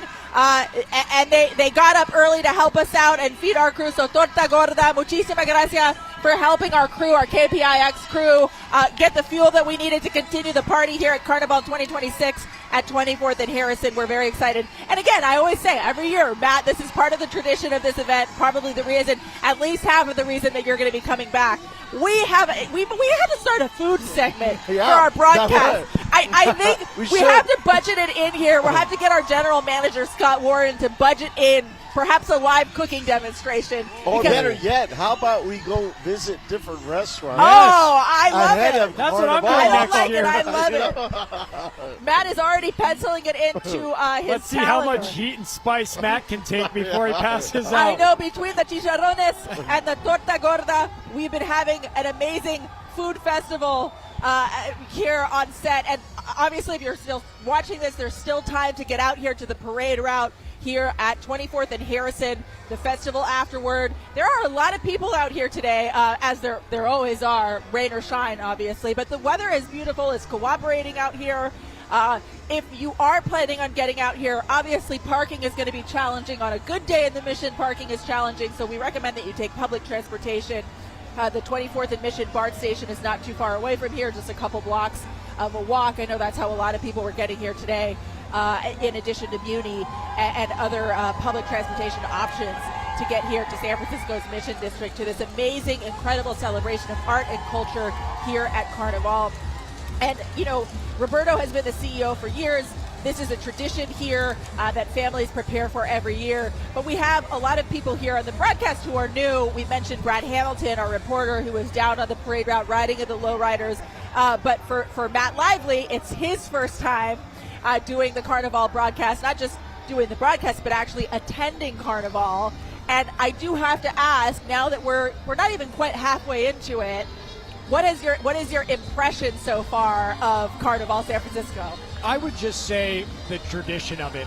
You're everybody that we've talked to that's down on the ground, and as you watch the floats pass by, you can tell that these are people that have been coming to this for a very, very long time. And even for the young kids in it, it must be something that there's emphasized the importance of this parade and of this festival and how much it means to family and how it blends culture and identity together. I think that's my biggest takeaway right now.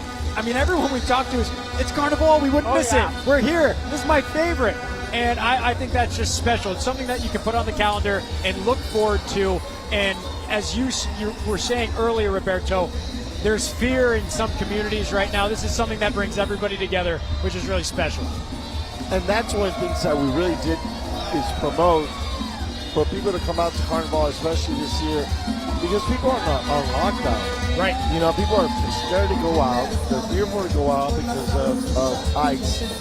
And that's one of the things that we really did was to emphasize that here in San Francisco, we are safe. We're going to take care of it. We got 300 volunteers who are lawyers, law students who are here to make sure if ice shows up, they're going to be taken care of. That's right. We have a new group here, Woven Rhythms. They brought the music, so let's listen in.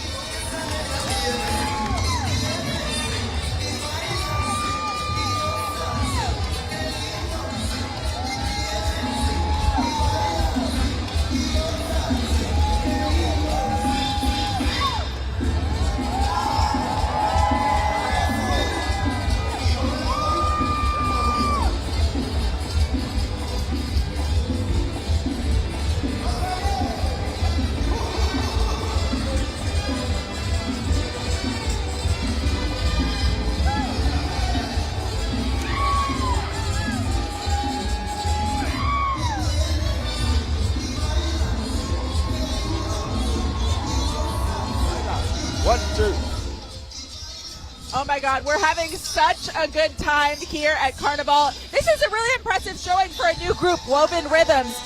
It's a small group. They have 37 people, but they're really loud. They brought the dance. They brought the fun. Their theme this year is the global fabric of dance, and their group blends salsa, samba, cumbia, and merengue to reflect the shared cultural fabric of San Francisco. They've got these joyful movements designed for dancers of all ages and experience levels. Their costumes have this radiant solar tapestry design. That was the best music I've heard so far. Oh, there's so much more to come, honestly. Oh, my gosh. I know. So we really are having a great time here out at 24th and Harrison. We've got our soccer kits on, as you can see. Yes, we do. So tell me about what you're wearing. I've got a Earthquakes kit on that they did a special edition Grateful Dead kit this year. That's pretty cool. Which is so San Francisco. It's as San Francisco and as Bay Area as it gets. And then I love the Jamaica I'm kit. representing the Jamaican Federation. This is their 2026. I believe it's their home World Cup kit, designed and inspired by Bob Marley. And Roberto has a special outfit on as well. Yeah, I want to shout out Sophia, who's an art student at San Francisco State University. And she called me and said, I want to design something for you this year. So she designed this. Let's see the designed back. Let's see the whole back. thing with this. It's a guayabera that she took and she airbrushed. We're And pulling it up on camera right now. So all of this is a custom design, all of it airbrushed, Roberto, right? And she actually, I did a lot of research on me, and I didn't know, and that's how she came up with all the little different designs. There's my lowrider. You see my lowrider? There's your lowrider right Very there. exciting. All 5 of them. Guys, we have a big group coming. This is the Chavalos de Aquí y Allá. Their theme is Latinos del Barrio. And we have Eric Leva with us, the executive director. Tell us about your group and your theme for this year. Yeah, so we're Chavalos. It's Latinos del Barrio. Basically, Nicaragua isn't a big soccer country, but we come out and represent. So we want to represent what we do right out of our house, right out of our street. So you can see La Cuneta Song Machine, Grammy-nominated band, is playing the new song, Gol de Barrio, that they launched yesterday at Carnival. We have the marching band that you usually in Nicaragua, you see them for the 14th of September and the 15th for Independence Day, but you'll see them at big sporting events as well. We also have kids playing soccer. Shout out to the Pumas from Glen Park Elementary, went undefeated.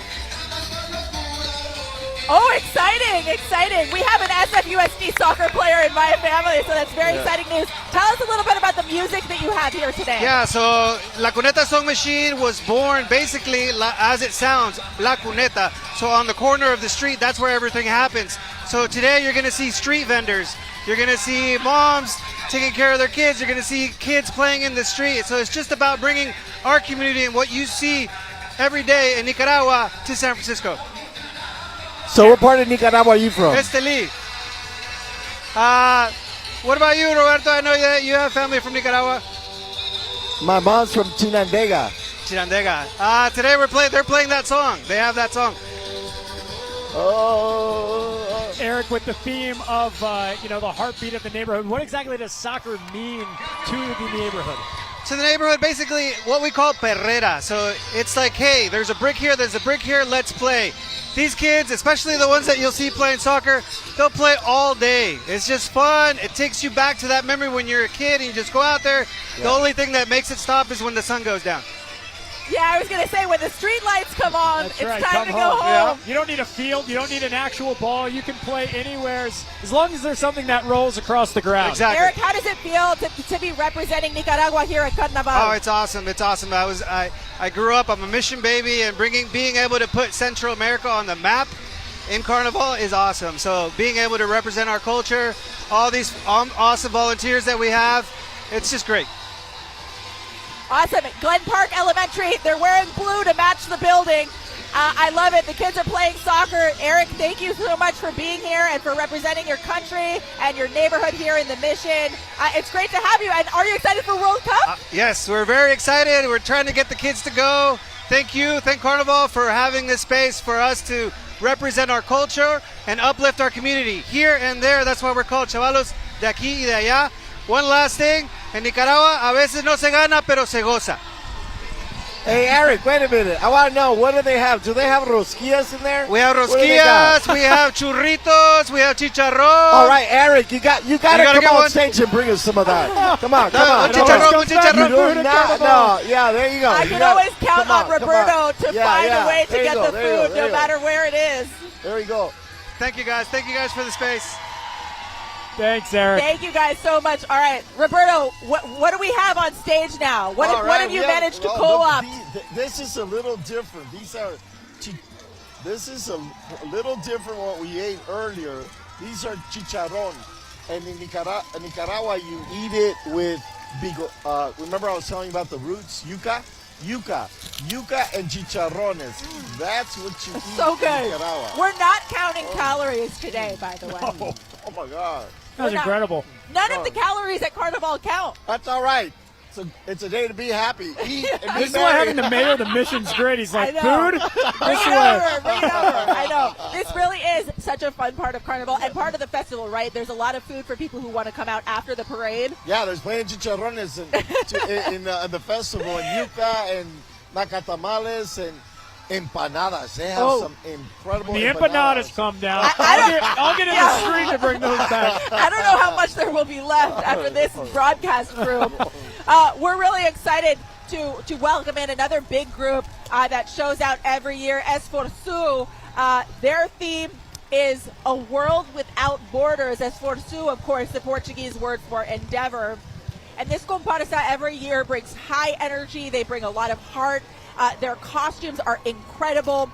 They're based in the North Bay, actually, and they've been building their community through dance since 2016. So they've been going now for 10 years. And for their 10th anniversary, their group is looking to the future through a bold neon lens, embracing unity as their guiding vision. And once again, a family affair. And Matt, I feel like this is going to be a good taste of what's to come later in the parade with one of these big groups, the costumes, the dance. And it's just, I mean, right now it's a phenomenal visual just coming down the street. You can see the neon, you can see the synchronization and all the dancing going on. This is stunning. And Matt, this is really goes deep when I talk about a family affair. My family, my daughters are in here. Angelita is one of the leads for this comparsa. I have my grandchildren, Nat, in the parade. I have my niece, Drew, in the parade. I have my son there, Armand, and then I have my niece, Erica. She's on the float. On the float. So you talk about, and then I got Uncle G is on the float. So this is just an amazing. Your entire family is involved in Carnival, obviously. The whole family is involved. I love that. Yeah, so when I talk about Carnival, it's very special to me because it's passed on from generation to generation. I know this group is so colorful. They're all about celebrating accessibility, inclusion, and they really want to try and create a welcoming space where everybody can connect and celebrate. They really try to spread sort of the sort of dance theme to everyone, and this is a group that really does an incredible job at getting all ages involved. Let's listen in.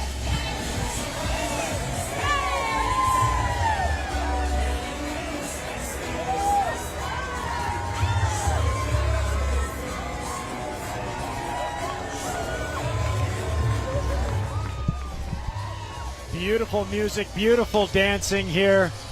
And I love to know now that Roberto's connection to this group is amazing. And they've stopped right in front of us. It's awesome to watch. I know, and to think that they keep this up all along the parade route. How much coffee is consumed by these people? Café con leche. I know, we might have to mix in a couple that's when you got to get that Cuban espresso. Oh, yeah. Yeah, it really is. And then Colombian coffee, specifically picked by Juan Valdez himself. Wow. This next group you're definitely going to recognize, El Show del Pepe. They're bringing us their lively theme of El Salsa Vive, or Salsa Lives. And their group is made up of musicians. Matt, they have this incredible flatbed truck, and they pile everybody on there. They've got the speakers, the musicians, and it looks like they've got the soccer theme going too this year, Roberto. And shout out to Pepe, El Show de Pepe. He actually has a television show, and he also has an orchestra called Pepe y su Orquesta, and he is just an amazing Peruvian that has, the salsa orchestra. It's a full-blown orchestra. You know, you got some salsa band, they got 5-6 members. He's got an 18-piece orchestra that just is amazing. Well, they got a party on 8+ wheels right now. Every year they go by and I think, I want to be on Pepe's float. Yeah. Maybe one day when I'm not doing the broadcast anymore, you'll see me hiding in there with my chicharrones. Yeah, with Pepito. Stuffing my face and dancing.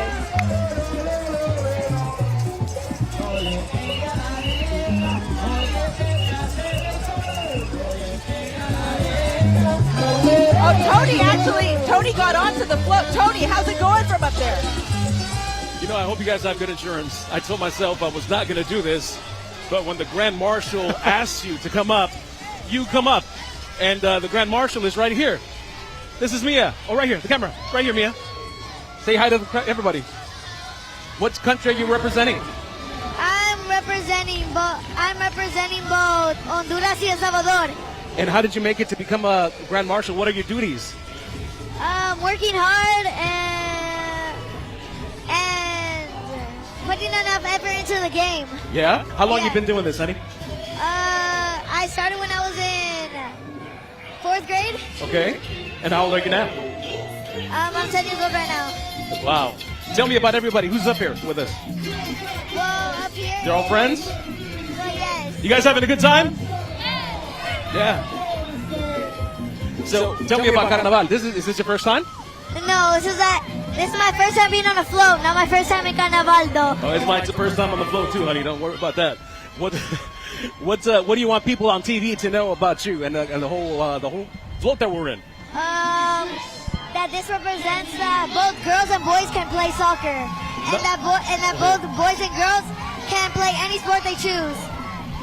That's beautiful. Have you tried the food? Tried what? The food. Here? Yes. No, not yet. What are we gonna do first when we get out? What are we gonna eat? I don't know. We'll find something, right? All right, guys, giving it back to you because I'm losing balance here. Oh, yeah, I bet. Cody, I don't know how you and Ann do it. Food is obviously a big topic of discussion today. We're welcoming in group Samba Rio. They have 101 people this year, and their theme is a brighter future. Their comparsa honoring the power of Samba to unite communities and inspire hope. Matt, this is a group that shows up and shows out every single year at Carnaval. I love the headwear as well. Oh my gosh, this is a great group, Roberto. I know they've been working with Carnaval for a very long time. Tell us a little bit about them. So, Jorge, Matt, you see him waving? I see him. He's the elder, one of the longest master percussionist, musician who has taught hundreds and hundreds of people how to play Samba music here, not only in San Francisco, but in all of California. And he actually has camps. And so I want to honor Jorge today. He also has been instrumental in keeping the tradition alive here in the San Francisco Bay Area. I also want to shout out Annette Aguilar, who's originally from the Mission District, who started with Carnival at a young age and then went to New York and got her degree and stayed in New York, became a recording artist. And she's actually here today. She flew in from New York to perform with Jorge Alabi for 20 years of the master. I love their costumes this year. They're following the rich tradition of Rio Carnival. They've got the theme of hope, the vitality of Samba, and the importance of preserving cultural traditions for future generations. The percussion line is coming in. Let's go ahead and listen in.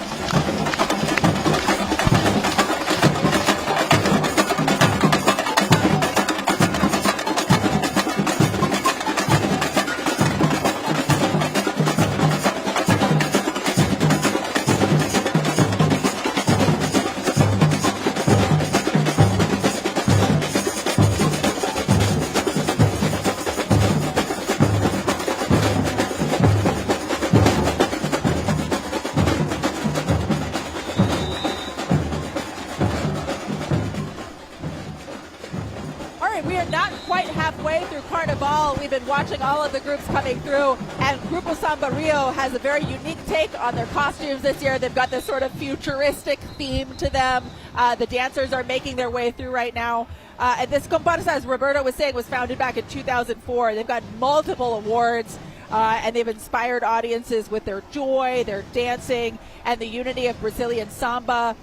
You heard the large percussion ensemble that's modeled after the baterias of Rio's Escolas de Samba, or Samba schools, incorporating these traditional Brazilian rhythms alongside their arrangements, inspired by some of the top Samba schools in the world, which of course many of which are in Brazil, home of Samba. And they really are, showing out today. It's a beautiful day. The sun is sort of reflecting off the costumes. It's just so pretty. And so, Matt, one of the things in Brazil is that, just like I described in Mexico, how they have different regions, So basically, Samba is basically one of the biggest traditions there is Samba. And you'll see in the parade other types of representation of different traditions within Brazil. But they all got that rhythm that make you want to dance. And jump and jump and jump. I love it. Well, we're going to keep dancing all day long here at Carnival. We're going to take a quick time out. Don't go anywhere. We'll be back on the other side.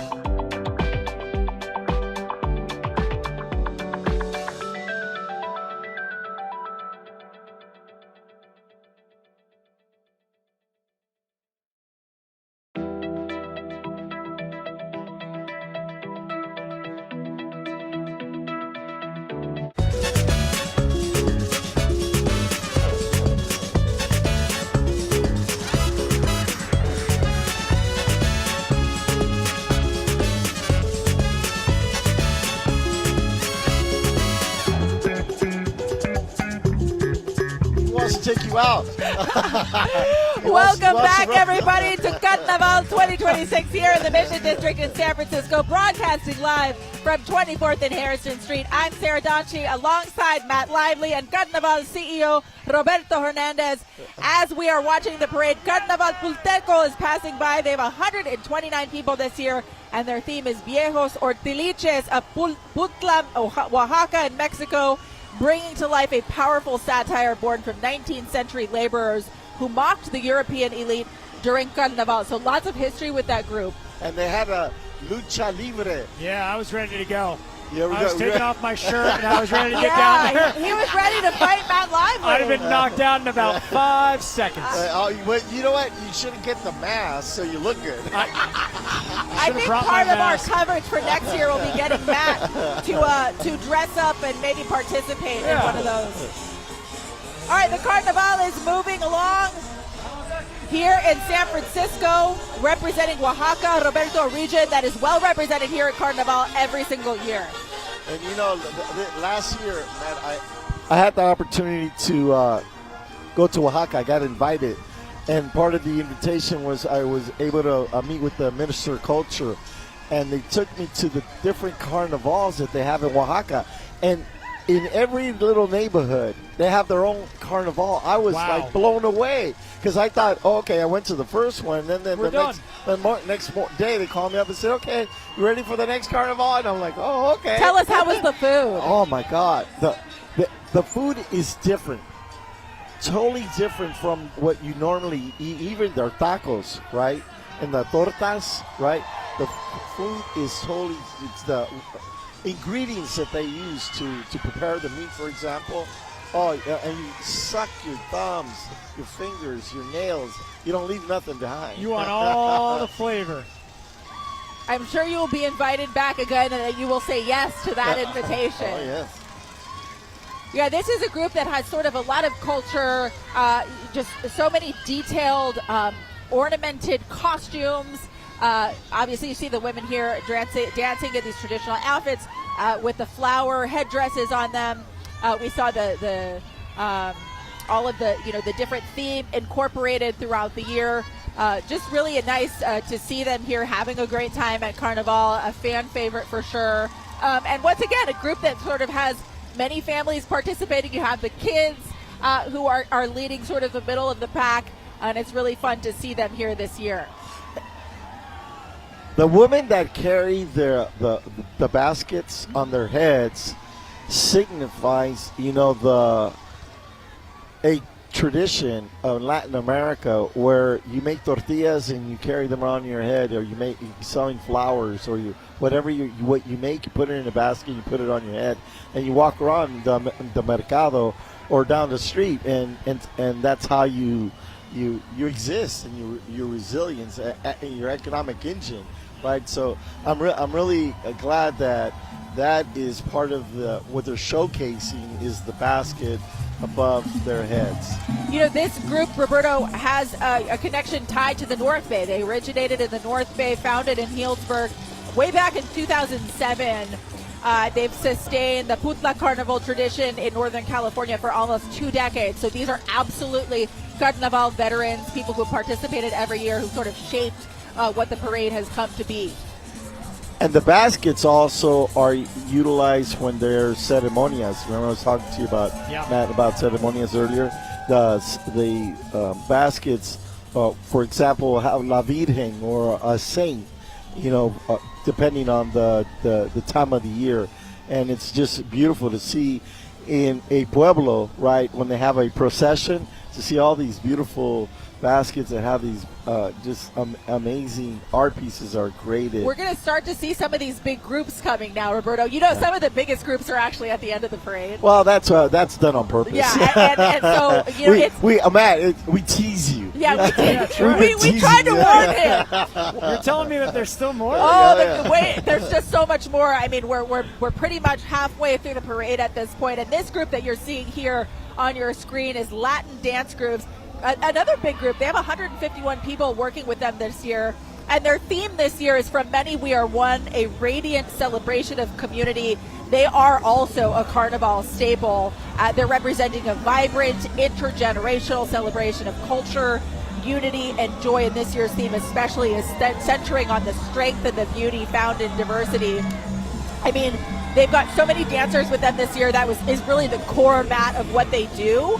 And they really have just very vibrant, colorful, just embodying the spirit of Carnival. I've been waiting for some cha-cha-cha. Oh, here we go. It's coming. Here we go. This is their 4th year of collaboration with Onlock, which is the 30th Street Senior Center, proudly including active older adults alongside kids. So they really make a point that all generations and ages are included, and they really make a point to honor their cultural lineage while uplifting the next generation. What's been fun to watch today is everybody who passes this stage, they see Sara and I, and they're like, who are these people? And then they see Roberto, and it's like they blow up. Oh my God, that's the mayor of the mission. That's Roberto. Yes, and the CEO of Carnival. Oh, it's great. And I want to shout out the leader of this group.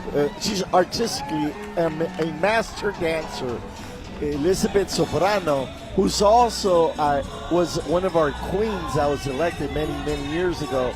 And I've had the honor to work with her. She worked with the Carnival team for several years, and she leads this group. And I've seen this group just develop. As you can see, it's a sea of people. Oh, so many. And again, and just their traditional wear and the amount of choreography and work that this takes. is hours and hours after work, after school. Yeah. I mean, this is something that really, truly you have to commit to. And you heard us say this is all ages. So they collaborate with the Senior Center to get older adults in here, to get them moving. You know how important that is, to be active. And also just not only for your physical health, but for your mental health. To have this community, to have something to really develop and latch on to. It's really just an amazing thing to see. All of these people of all ages, kids, adults, seniors, everything in between, really taking the time to learn all the choreography for this, and then to do the choreography from the start of the parade route to the end, which is really quite an endeavor. They have an amazing time. I think you can tell, Matt, that they just really are excited to be here. Everybody's got smiles on their faces. Everybody's moving. I know, it's not easy. Every year we stand up here, we eat our chicharrones, and we talk about what good shape you need to be in to be able to do this. I've got a lounge chair. I've got a bag of meat behind me. I know. Fried meat at that. Come on, Matt, you got to start moving. I know, I got to start moving the feet. I think this is why the calories don't count at Carnival, because eventually you're up on your feet moving. Also, a lot of the participants who are here who've been standing along the barricades have been here for a couple of hours. They're having a good time. Matt, stop being a couch potato. Get up. I'm going to do some jumping jacks. All right, we are going to take a quick break to let Matt Lively burn off a couple calories. We'll be right back. We'll be right back after these short messages. Please stick with us for more Carnival 2026 here in the Mission.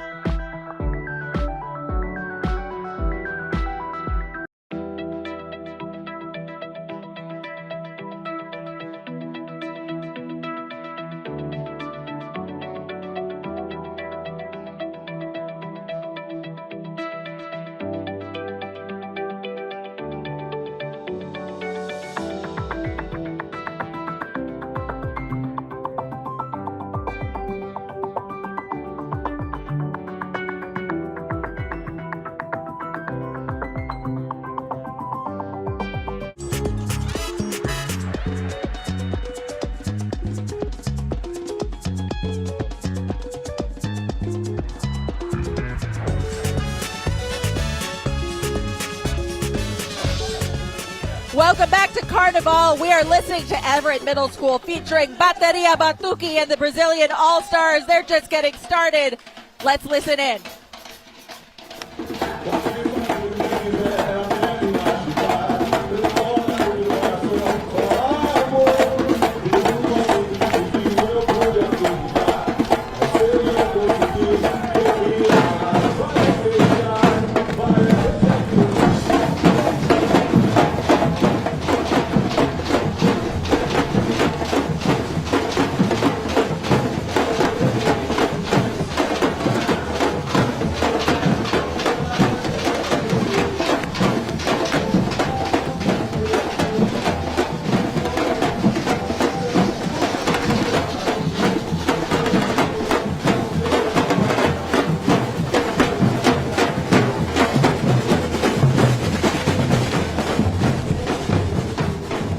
You know, earlier I was talking about Pete Gomez, a young 11-year-old that started when he was a little boy, learning how to play the drums, and now he's the leader of this group. Wow. And he teaches children, teenagers, adults.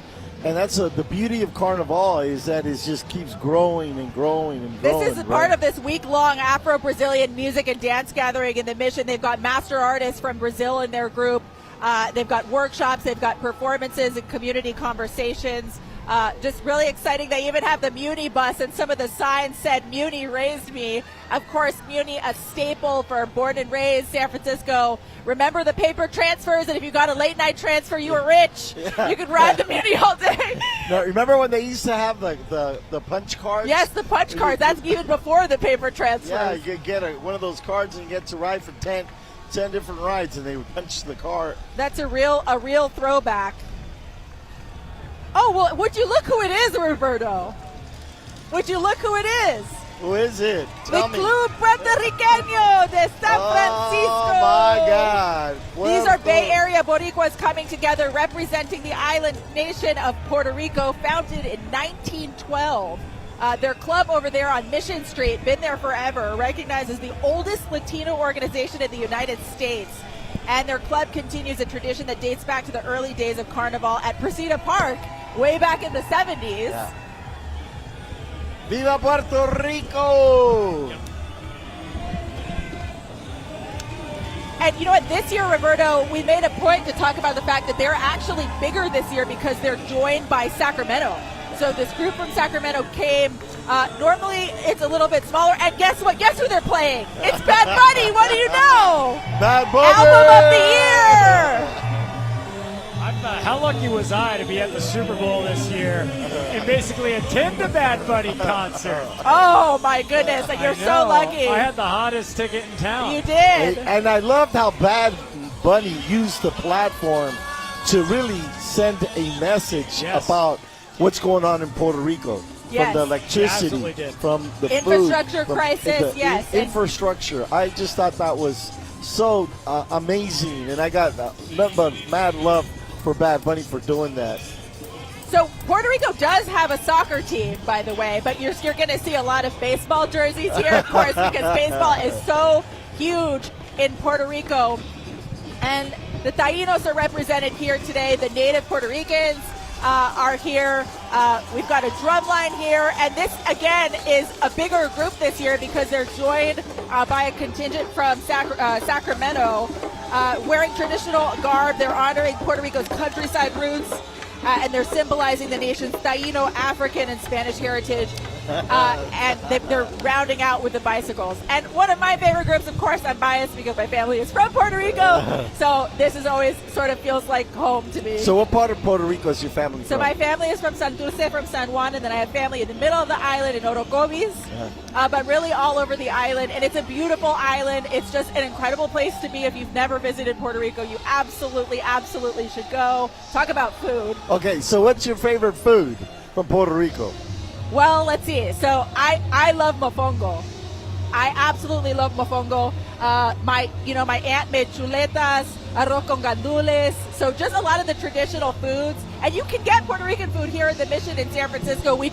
I know one of the very popular Puerto Rican restaurants closed down, Frutilandia. They're not in operation anymore. But there's Puerto Rican food elsewhere in the Bay Area. Soul Puerto Rican food, which I believe is where Bad Bunny's crew stopped when they were visiting for their tour. But Puerto Ricans are obviously more prominent on the East Coast, but still represented very well here in the Bay Area. Arroz con gandules. Matt, we got to, when we go out to our little food tour. We're getting that. You really can't go wrong with Puerto Rican food at all. Let's get down to Tony. I want to see if he has any food. Tony, have you found any food down there on the parade route?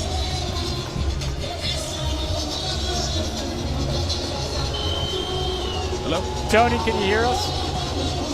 Yes, right now. Tell us what you're seeing down there. Oh, I'm sorry about that. I'm here part of the happiest traffic jam ever here in San Francisco, Carnaval 2026, as we celebrate music, culture, and royalty. This is Queen Silviana Sousa. Beautiful. Perdón. Thank you. Tell us about your group. I am a Brazilian who's passionate about my culture. I teach Samba at this Mission Theater, and I'm also a surgical nurse. How long have you been dancing? I've been dancing since 5. 5. This isn't your first Carnaval, is it? No. We're actually this year celebrating 40 years of Aquarela Samba, where their founder is here, Maria Souza, who started this whole parade in San Francisco. Bienvenidos, welcome. Thank you. What would you like the listeners, the viewers, to know about your group? Well, my group is represent the Brazilian Carnival, the real Brazilian Carnival. And we have 6 queens and 3 kings. Wow. Who are the best? How long does it take to prepare? A long time. 5 months. 5 months for this event? This event. 5 months. Because by organizing the costume design, float, training everybody. Everybody here has been training for 4 months straight. Wonderful. What does this outfit represent? I know every detail is important. Yes. This outfit represents one of the African deities called Oya, and she is pronounced in the music itself, and we just pay tribute to her. Well, welcome. Thank you for coming. I hope you have somebody to massage your feet when you get home, because this is a long way to go. Carnaval, muito obrigada. Thank you so much. Back to you guys. All right, Tony, Maria thank Sosa. you so much. Yeah, Brazil. Maria Sosa was a queen of Carnival many, many years ago. And her group has had the most women who've been crowned queen in the last 48 years of Carnival. They're legendary, yes. Legendaries. Legendary. Their costumes have vibrant colors. They've got the beadwork, the flowing skirts. Honestly, one of the groups with the most impressive costumes every single year at Carnival. Here we go. We're going to see some headshots. Yes, of headshots. course. Here we go. The theme, and let's World go. Cup Let's see. related. Let's count how many times they keep the ball up. They go. 1, 2, 3, 4. Oh, I see a handball in there. Ronaldo Penalty. jersey's got a hand. Yeah. I really do love, Matt, how all of the groups this year have incorporated soccer in their own ways. It's been awesome. Yeah, so Aquarella, if you saw some of the women on the float, they had like a bedazzled soccer ball. Yes. And then they have the kids doing capoeira in the back. It's so cute. Well, 1994, if you remember World Cup, it was played at Stanford. And one of the games I went to was on July 4th, the USA played against Brazil. We rocked the stadium. I mean, it was just you couldn't even make that up, because you know how you get eliminated by July 4th. Who would ever thought the U.S. would be playing against Brazil? Of course, Brazil won, and then remember the final game was played in Los Angeles, and it was Italy against Brazil, and it was tied after 90 minutes, and they played overtime. They say tied, and they had to go to penalty kicks, and then Brazil went on to win the championship that year. It's incredible. It's a great memory. 1994. I'll never forget that year, because I grew up playing soccer, so it was like that was everything. Roberto, what position did you play? You know what? I was unique, because I kicked with my left foot, but I write with my right hand, and there's not too many people that can play. That's how my son with plays. Left ball, really? Well, yeah. Yeah, left wing. I just raced down that lane. That lane was mine. And I had guys, I tell them, get your head ready. I go, the cabezón, I would call them cabezones, right? And I'd pop the ball right in the middle of the air, and they just like, oh, like man. knocking those, die for those balls and big goals. As we're reminiscing, we're actually joined by one of the biggest groups, one of the biggest comparsas in Carnival this year. This is Oaxaca in San Francisco. They have 300 people, Roberto. Yeah, and their theme this year is La Calenda, which is this vibrant and ancestral celebration that is a fundamental part of the cultural fabric of Oaxaca. And this is a really elaborate group. They've got a lot of things going on, similar themes to some of the other groups from Oaxaca that we've seen thus far. They've got these incredibly colorful costumes, the marmotas, the band music, the overflowing joy. The Oaxacan community proudly honors their heritage, and they really open their arms to anybody who wishes to celebrate, which is one of the amazing treasures of Carnival. If you watch this and you say, okay, my family is not from Latin America, we're from other parts of the world, it really doesn't matter. You see people from all over, from all backgrounds and ethnicities who participate with some of these groups. So even though groups like this honor their heritage in Oaxaca, they honor Mexico and Mexican traditions, you really see people from all places, all walks of life who are participating with them.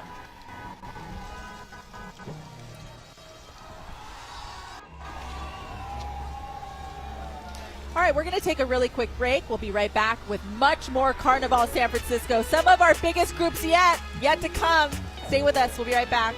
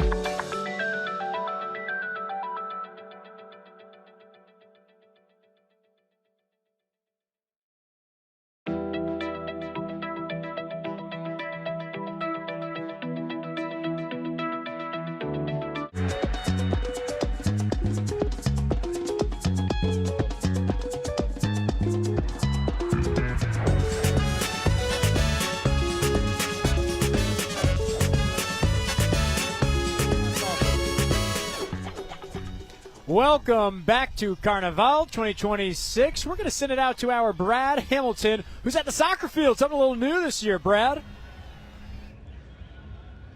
All right, Matt, we got some parent-friendly activities. If you had a kid out today with a bunch of candy, they're probably here burning off some energy. There was a 3-on-3 tournament going on earlier on Saturday. Today, kids are getting some shots in. There's expected to be some more tournaments running on today, but this is obviously being held by the Bay Area FIFA hosts. They were kind enough to set this aside at John O'Connell. This is the soccer field, and this is the middle school at John O'Connell. Right now, yeah, it's pretty... kids are probably still coming back from all the parade that was and is, and really it's been a lot of fun seeing everyone out here. We've seen a lot of soccer kids. We've seen a lot of talent, that's for sure. And, you know, this is also a place where people are kind of burning off some energy there, getting to check out some of the cars. And, Matt, I got to tell you, this has just been a spectacular day. I got a chance to actually FaceTime my two boys. They're 4 and 2. They got to see all the cars themselves. They're at home. They just loved it. And for one day, and one day only, Dad was cool. You got some street cred now, Brad, around the house. Oh, it's only gonna, Brad. It's only gonna get worse. You're only gonna be less and less cool as they get a little older. And now you could build the lowrider for them. Yeah, that might help. And cars, of course. All I know is low and slow. Ramon from Cars. You know, that's the only other thing that I get. You know, my son's got Lightning McQueen, so they thought that was really neat. But yeah, I'm not looking forward to being even less cool than I already am. Brad, you'll always be cool to us. Thank you so much for bringing us that part of the story today, this beautiful day. Great day to play soccer, obviously, with our theme, El Copa del Pueblo. Soccer is a huge part of this. How far do I need to get to those soccer fields to burn off some of the food? That's where I can run around and really... 4 blocks. All right. And then, but before you do that, since we're on Oaxaca, you gotta sample mole, because that's what Oaxaca is known for. When I was there, I was able to eat 7 different types of mole. Incredible. I mean, how much weight did you gain? You know what? The first thing I got up in the morning is I'd go to the gym, then I'd go swim, and then I'd eat all day. Oh, living. Smart. Good regimen. Living and took the a life. siesta. Oh, Smart. wow. In between lunch and dinner. Oh, my gosh. Living but the yeah, mole. Okay. 2 or 3 moles, but in Oaxaca they got 7 different types of mole. Oh, wow. Yeah, very exciting. So we have a really, really exciting group that's coming, and with us, incredible showing every single year, demonstrating some of the tradition, the incredible costumes. Coming up, that you'll see here on your screen, a group that we look forward to every single year. This is Cuica Cali, and their theme this year is Corazón de Jalisco, and they have this incredibly vibrant showcase, and also represent Mexico, showcasing the spirit of Jalisco, blending the elegance of folklorico with the energy of the World Cup. Again, our theme this year has been sort of interspersed throughout the different comparsas. Everybody is finding their own way to sort of incorporate football and really just sort of drum up even more excitement for the World Cup, because this is the kickoff to the matches, which are, I believe, in less than 20 days.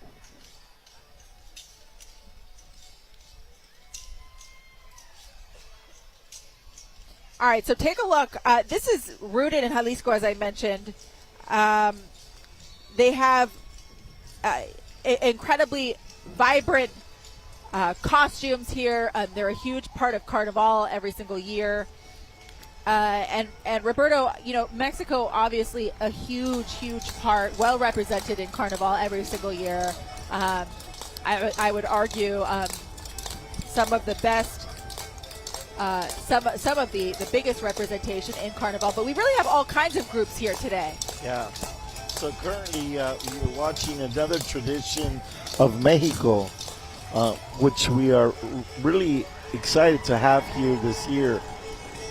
if you look at the details of the men's pants, Matt, look at that. I see it. And the masks. And Can you explain those? And the beautiful leather jackets that they have, again, those are custom made specifically for Carnival. And they're the Rubios. Mucha Alegría representing Mexico. And they have masks. The men, if you see the masks that they wear. Yeah. Danza de los Rubios. Part of the tradición in Carnaval in Mexico.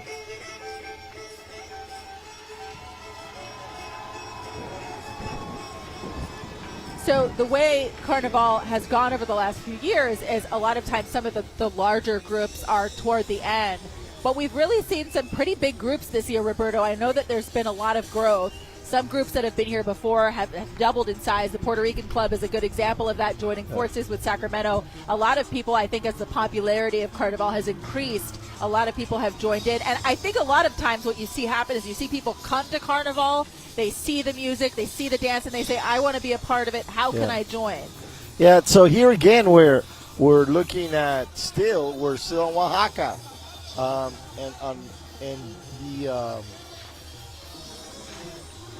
Again, if you remember when I said when I was in Oaxaca that I went to different parades in different neighborhoods, right, in different barrios, and that's what you're seeing here. You're seeing different traditions from Oaxaca because you have here in Northern California, we've been able to orchestrate with the comparsa to showcase the different traditions all together in one comparsa. And there are a lot of traditions with this group, Oaxaca and San Francisco. The colorful costumes, the music, the honoring of the goddess, and these really celebrated indigenous cultural festivals in Mexico that are brought to life here at Carnival in San Francisco. Representations of the goddess of wisdom, beauty, and strength from Oaxaca's indigenous heritage. Juana serves as the Secretary of Interculturality and Indigenous and Afro-Mexican Peoples and Communities of Oaxaca. And you know what, Berta, this is a really popular part of the parade coming up here. This is La Danza de los Diablos. And every year I hear people talk about it and they say they might not know the name, but they definitely know the dance and the masks and the whips and these really, really intricate costumes. This is a Carnival fan favorite for sure.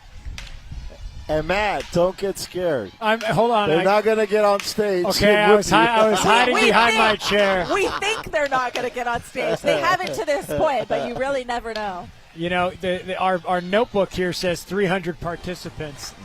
3,000 seems like a better number for this group. They're so big. Well, again, this group started in Carnival very small, and what you talked about earlier, right? Is like this is one group that has really blossomed and grown, and we're really excited to have them, in Carnival.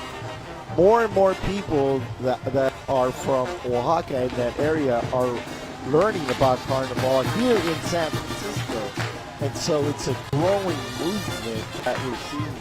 Okay, these are some of my favorites of the entire day, and Matt, you can see why. First impressions of the masks. The masks are incredible. I know, they really are. I mean, this is just something that you really need to kind of see to appreciate sort of the details of it. We're capturing it for you on the broadcast here.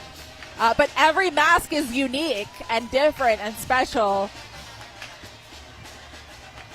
And again, if you look at their pants, and if you look at the scarves and the coats, you don't see two of a kind. No.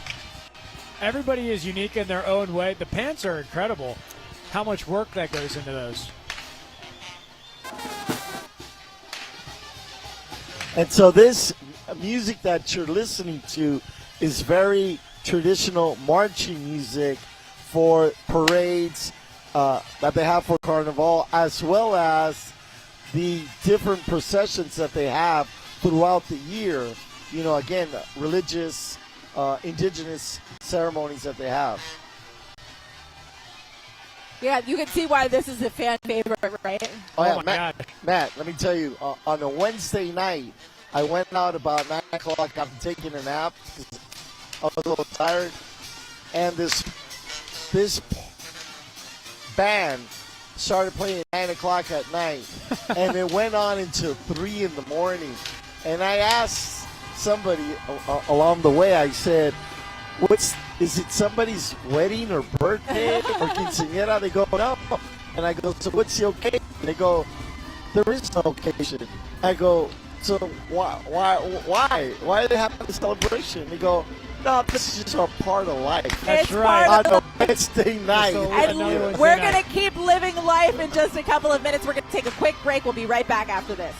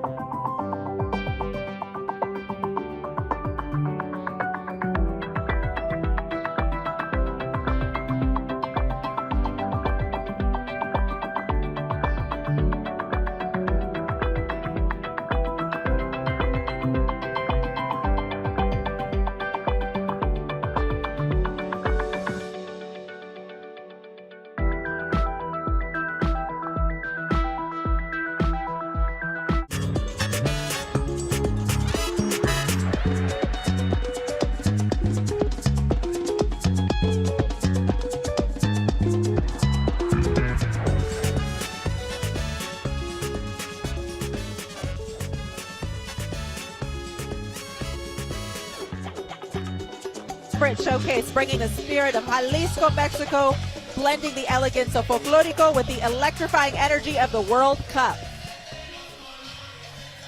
It's been a beautiful day, a beautiful parade, and it just keeps going on here. And we got Jesus live here with us, who's the founder and director of Cuica Cali. How you doing today, Jesus? All right, we are working to get Jesus' camera up. We're having a couple technical difficulties, but he's here today with his group. They're really a big, very vibrant, very loud group. So much energy. Really exciting to have them here with the representation for Jalisco, the birthplace of mariachi, by the way. And they've got all of these rancheras, these dancers with the representation of courtship, resilience, and community. Just an amazing group with tons of energy. We're so excited to have them here at Carnival once again this year. One thing that's been nice, Matt, is that the weather has really cooperated with us today. Yes, it has. We entered today, and Roberto said thank you to the sun god. And no joke, he was looking out on the mission today. It has been perfect weather. Lit them candles. Yeah. I know, this time of year, sometimes we get a little bit of fog. Usually it breaks up by, the afternoon. Obviously, this is a long parade. We have more than 70 groups this year. Some of those groups have more than 300 participants, just to give you an idea as to how many people participate in Carnival every single year. We're joined now by Asociación Mayab. Their theme this year is Chichen Itza, one of the 7 wonders of the world, inspired by the legendary site, of course, of Chichen Itza. Their presentation honors the ancient ball court where sport, discipline, and ancestral wisdom together in Mayan civilization. I see beer and alcohol on top of the men's heads that are walking by. Can we get one of them on stage? I know, we do need to invite them. The women are wearing the terno, the beautifully embroidered garb with the vibrant designs, and the men have the classic Yucatecan attire with white Filipinas and alpargatas. And the music has this beloved song that they're playing, Aire de Maya, performed with brass. They have saxophones, they have percussion, and distinctive güiro, creating this lively sound that captures the spirit of the Yucatan.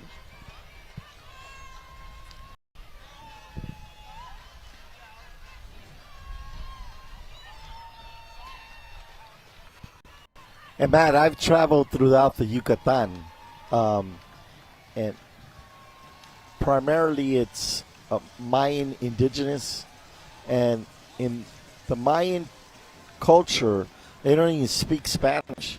They have 31 different dialects depending on the region that you live in the Yucatan, and they also have the food is different from region to region.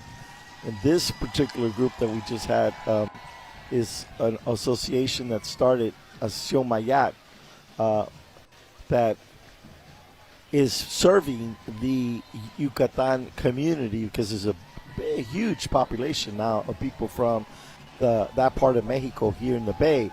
In fact, a lot of the chefs, talking about food, who cook food here in the Bay now are chefs from the Yucatan. They are excellent And that's chefs. why we have such a good food scene here in San Francisco. And they not only cook food from the Yucatan, but the Chinese food. Ooh. All different types of From foods. Yucatan, we go to Brazil. This is Bloco Jinja, Brazil, and Bloco do Sol. They have 159 people this year.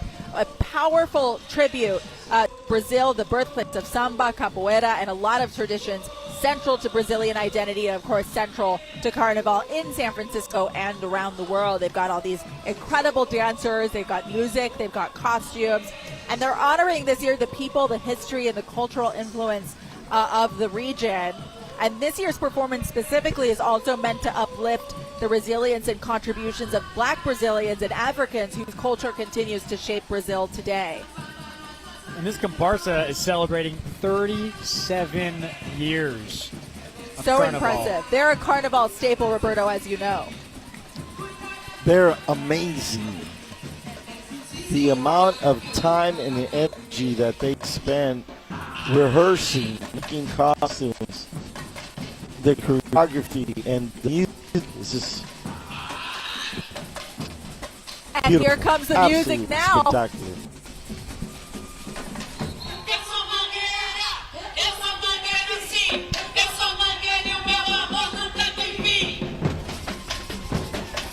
It's got that little hip hop kick to it, you know.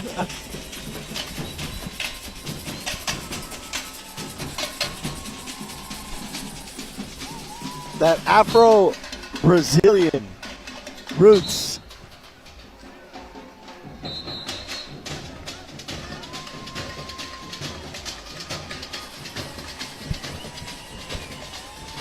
We heard Tony. He was talking to one group who said they've been preparing for 5 months. 5 months for Carnival.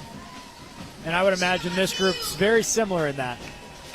Absolutely. I mean, there's so much involved in the practicing and the preparation, and this is, you know, a year/months-long culmination of work and choreography, and really just a lot of planning, because you're not just choreographing a dance for, you know, a stage, an audience. You're choreographing a dance that is supposed to transcend an entire parade route. This is a long parade route, Roberto. They have to do this. They have to keep this up for quite a while. And with those high heels. Oh, gosh, don't get me started. I'm the only one on this stage who knows the struggle of that. But this group is really impressive. They've got their live music by Bloco do Sol San Jose and their vocals by Katia Machado. And as Matt mentioned, they are celebrating 37 years. And they've got their VW with them. That's a lot of fun. And behind them, what you're seeing on the screen now is Caravana de Bahia, another Brazilian group. Their theme this year is El Salvador de Hoy, a vibrant celebration of El Salvador's music, their culture, their landscapes, And this comparsa has the folkloric dancers in traditional costumes and their colorful majorettes performing to music that is meant to honor Brazil's heritage and blend the live marching band sounds with DJ-driven rhythms. Another group that has a pretty impressive sound system you'll see as they pass by us here. No joke, the second float that's going to come by here has live performances from artists in the TV program Carnaval de la Bahia, and they have a DJ on that. Yes. On that float. So imagine somebody calling you and saying, "Hey, I've got a gig for you. Yeah. Can you please DJ on my float for Carnival?" Do you get motion sickness? Right. No, DJ on my block. I know, very exciting.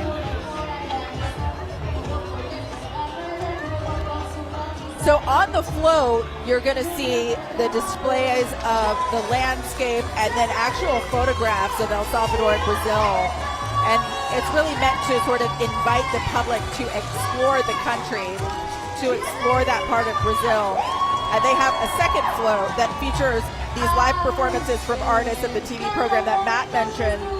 And they've spent over 15 years sharing these traditions here in California. So not just exposing people to Brazilian cultures, but more specifically to the microcultures of El Salvador and Brazil.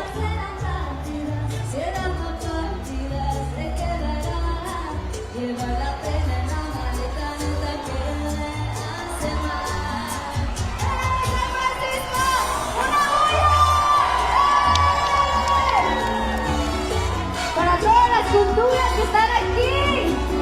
¡Qué hermoso! Muchísimas gracias.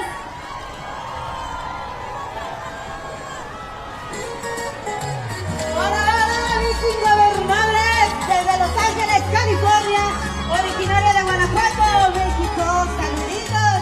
Y arriba de Guanajuato, paisanos. All right, Ann Makovic is down on the parade route for us. Ann, who are you with and what are you seeing? Oh, well, right now I'm getting adorned with beads. Thank you so much. Yeah, it's such a fun atmosphere out here. And yes, we are been talking to people along the parade route. And we have talked about a lot of people who have come here for generations. It's a family thing. But there's also some first-timers. Here's Shilpa and Swan. This has been the first time. Oh, I'm getting more adorned again. This is what happens. Everybody makes friends. Mwah, thank you. And these guys, first time, new to the city. Tell us your reaction about Carnival. Oh, it has been amazing. Like, first time I'm here and oh my God. I just recently moved to San Francisco late last year. It's crazy. Loving it, 10 on 10 recommend. Oh, very good, yes. And enjoying the Carnival, my first time as well. Loving it, yeah. What's been your favorite thing? I think all the dances, all the moves, and the dogs.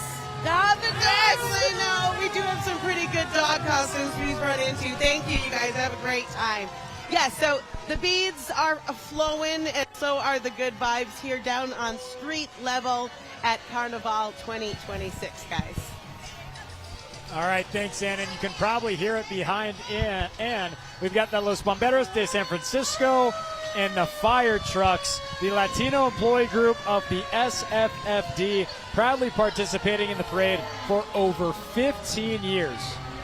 I know, it's exciting because not only are they participating this year, Roberto, but they actually got Oakland Fire as well. And check this out. The chief of the fire department, small world, he's from Nicaragua. And I know his grandmother, he just got... No way. His grandmother, I used to dance, and she taught me this dance when I was a little boy, and she dressed me up in this little blue outfit. Thank you. And I was a little embarrassed about, but come on, you got to sport that next Carnival, Roberto. I had a nylons on with tights. You know what? Maybe not. Maybe not.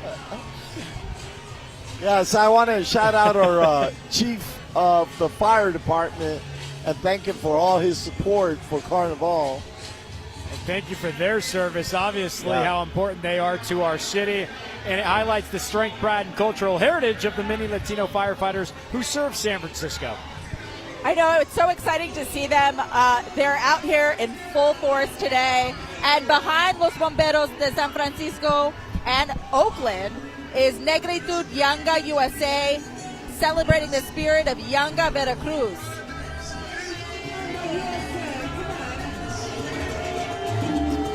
This comparsa is celebrating Yanga's rich Carnival traditions through dance, music, and cultural costume. Rafael Aguilar Martinez and Vice President Margarito Toro, their presentation is sharing the history and cultural pride of the Yanga community, recognized as the first free black town in the Americas. Roberto, tell us about the significance of having the mayor here to participate. It's a cultural relationships that we have established with a lot of different countries throughout Latin America and the Caribbean. So it's an honor for us to have the mayor here today with us, and this is the beginning of a growing relationship. In fact, one of the things I've been talking to our mayor of San Francisco, Mayor Lurie, is about establishing sister city relationships. Because we have none, for example, in Mexico. We have sister relationships throughout the world, but our very own neighbor, for example, in Mexico, we don't. So he said, yes, let's begin that.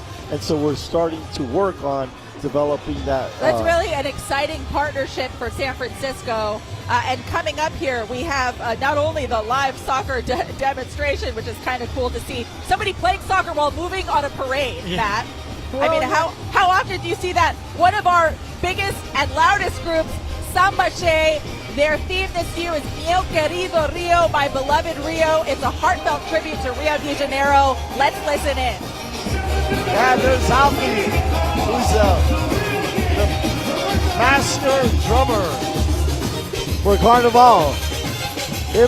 It's a family that his wife is the choreographer for all the dancers, and Alfie is the director of the percussion, and they teach families all year long this tradition. I love it. It's all in the family. Look at that.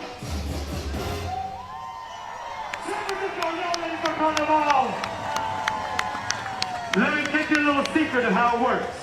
We spend every week preparing for you from New Year's until now. We come to bring love to the people. All we ask is that you give it back. Can we get some love for somebody, please?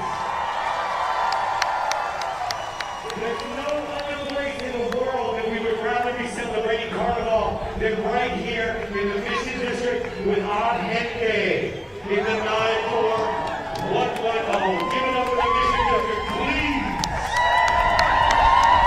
That's right, only in the Mission. And I'm proud to be born and raised in La Mission. I know this is such a proud moment for the neighborhood. This is an amazing group to celebrate culture and tradition here. And one of the fun parts of this is they coordinate these dances as they go. They sort of punctuate the parade route with these amazing dances in these beautiful costumes. They have the pink and green to honor the Afro-Brazilians Oshosi and Iansa to pay homage, and they're evoking Carmen Miranda while the youth performers embody the blue macaws of the forest. And I'm not sure if you just heard, but as the float goes by, they said they have been preparing since New Year's for this. Oh my gosh. I mean, it shows. Honestly, the choreography is amazing. These are some of my favorite costumes that I've seen this group have ever before. They're so beautiful. The colors are incredible. They always show out. Samba always has amazing costumes and amazing choreography, so I'm not surprised, but I'm also not disappointed one bit.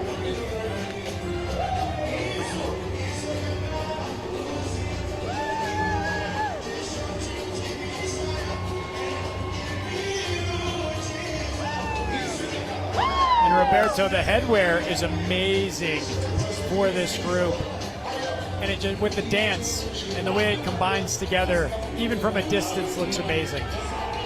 All the details that go into making these traditional wares, and I'm loving those shoes. Oh yeah, pink.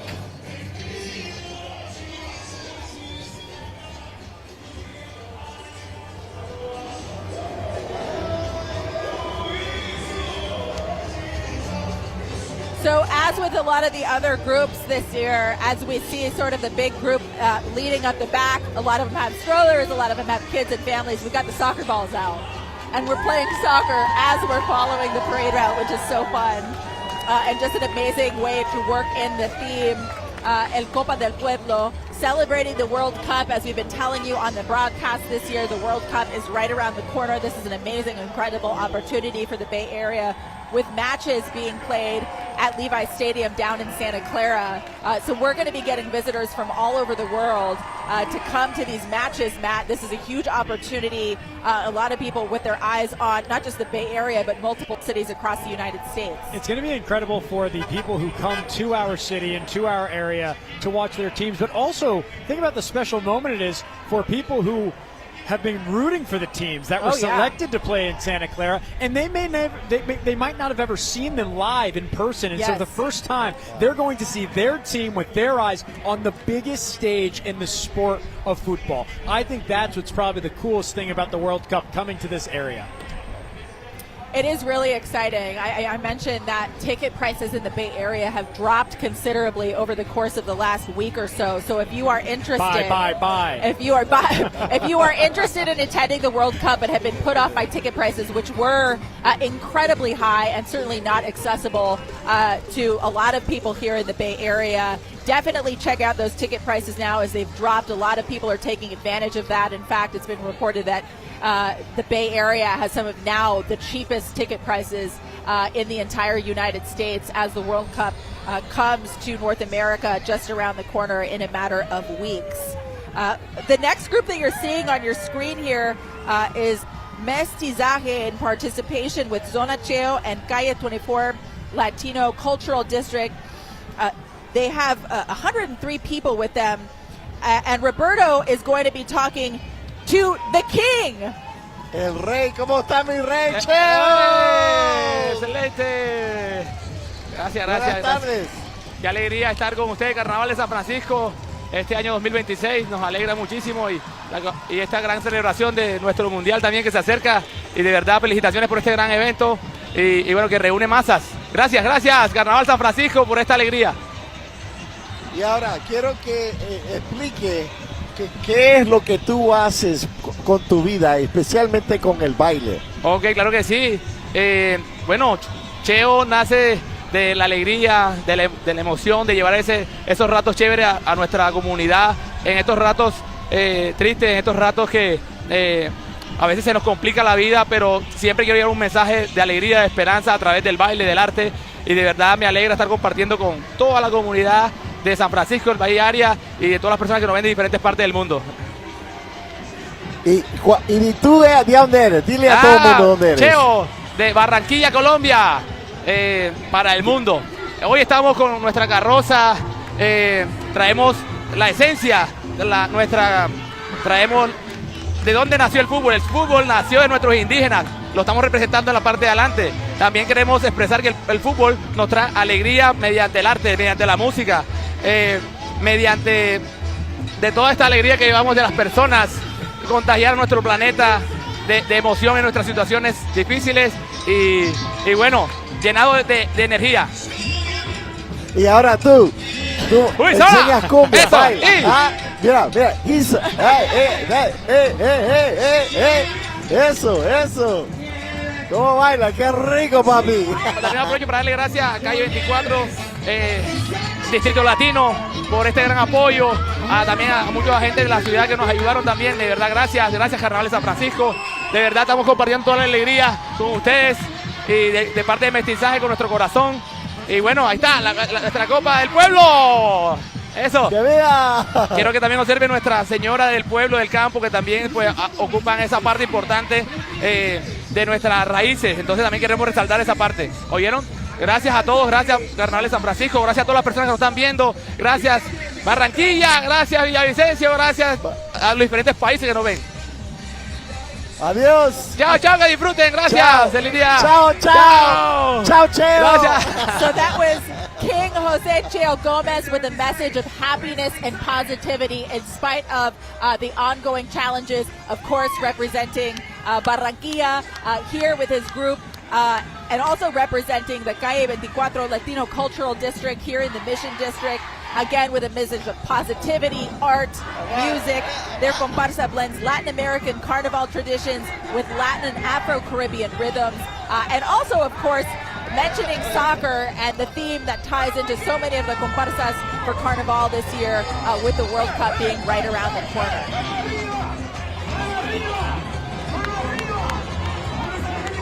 Watching Roberto get down right now. Yeah. The dancers, by the way, are wearing these green and blue costumes with the sparkling details symbolizing hope, harmony, and cultural pride. Not that we have any shortage of this here on the Carnival stage. This is the most I've seen Matt dancing all afternoon. Come on, Matt. Let's go, Matt. Look at Matt. We need to turn this around for one of the broadcasts later so we can remember having a good time here in the Mission District. Music's good. I'm going. It's great. You gotta go. Get that rhythm in you know? It's great. And it wouldn't be a Carnival parade without the 14 bus, everybody's favorite city on the front of this, really an older Muni bus, by the way, adorned with flags. There are people riding inside, and followed up by an amazing group with an incredible percussion section. This is Batala. Their theme is Juntos Jugamos, Juntos Tocamos. Together we play, together we perform, bringing the powerful rhythms of Bahia, Brazil to Carnaval San Francisco, celebrating music, celebrating community, and how that transcends language, nationality, age, culture, coming together as one rhythm and one voice. And this is another group that brings the energy, Matt, brings the volume, and really is just sort of the embodiment of Carnival. Yes, and that Samba reggae is amazing. Let's go ahead and listen in to the bateria.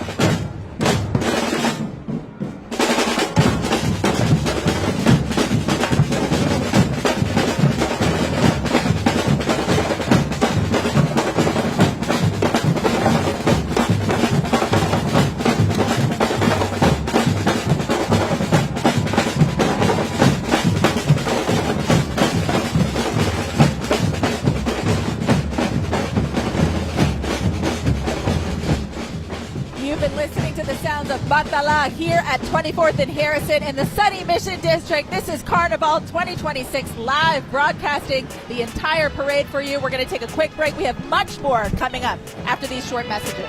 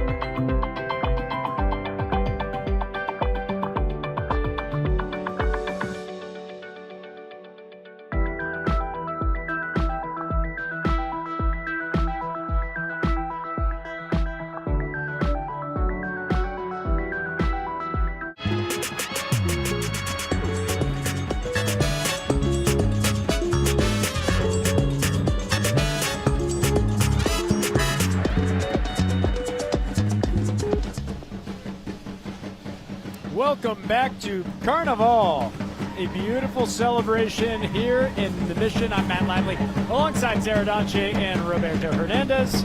And it has been a spectacular day, spectacular floats, dancers, music, costumes, and a celebration of football as well. You forgot the chicharrones. And the chicharrones, which I will be eating weekly.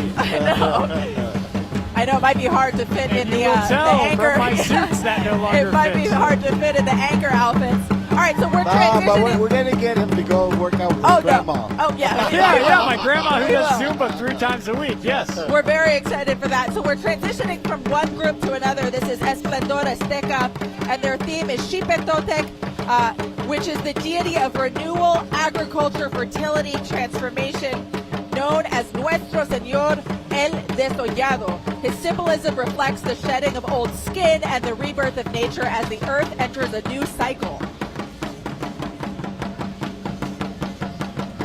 And this comparsa's choreography is rooted in traditional indigenous danza.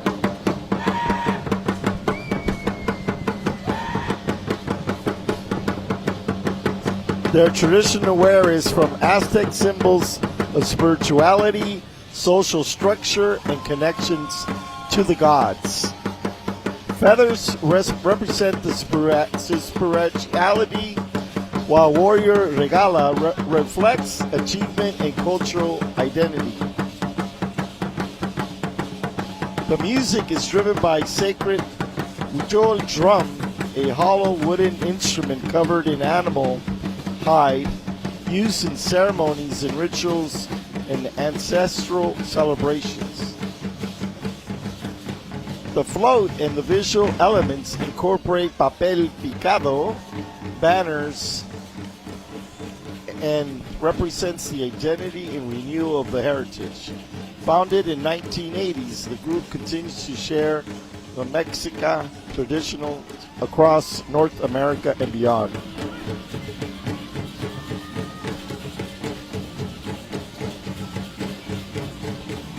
Another group with a beautiful regalia and the tradition representing Mexico, of course.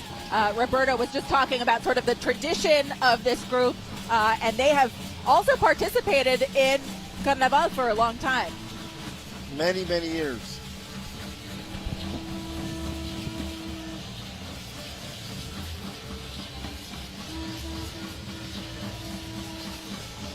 So this group has about 50 participants.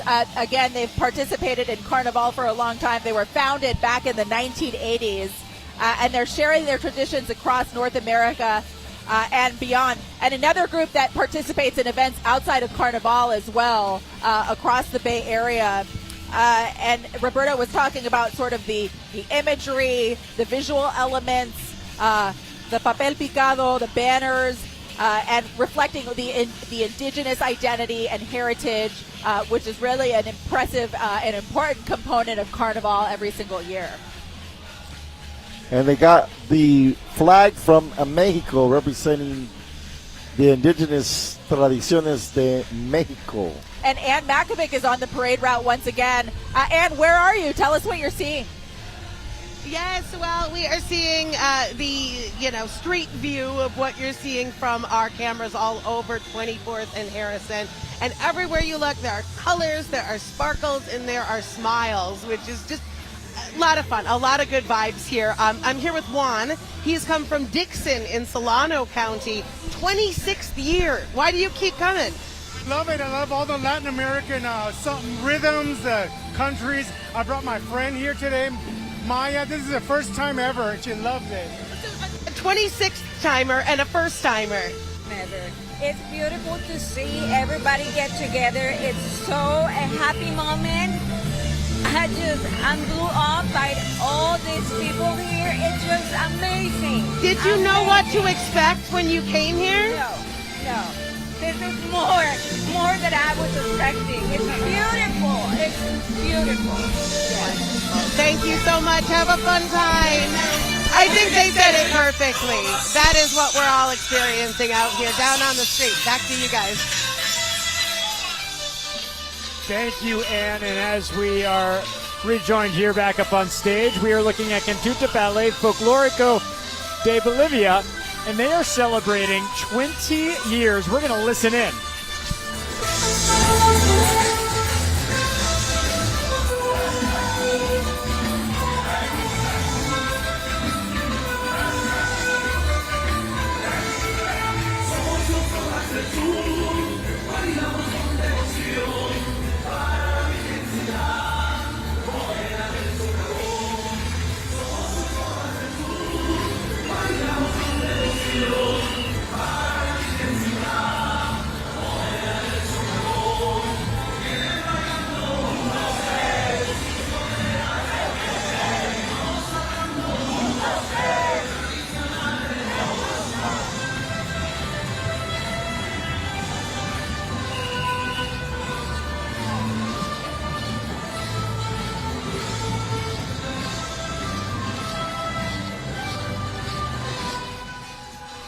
All right, this is just an absolutely beautiful performance. They've got the jumps, they've got the footwork, the formations, and the dancers are carrying these decorated staffs. And those are meant to symbolize strength, protection, ancestral survival.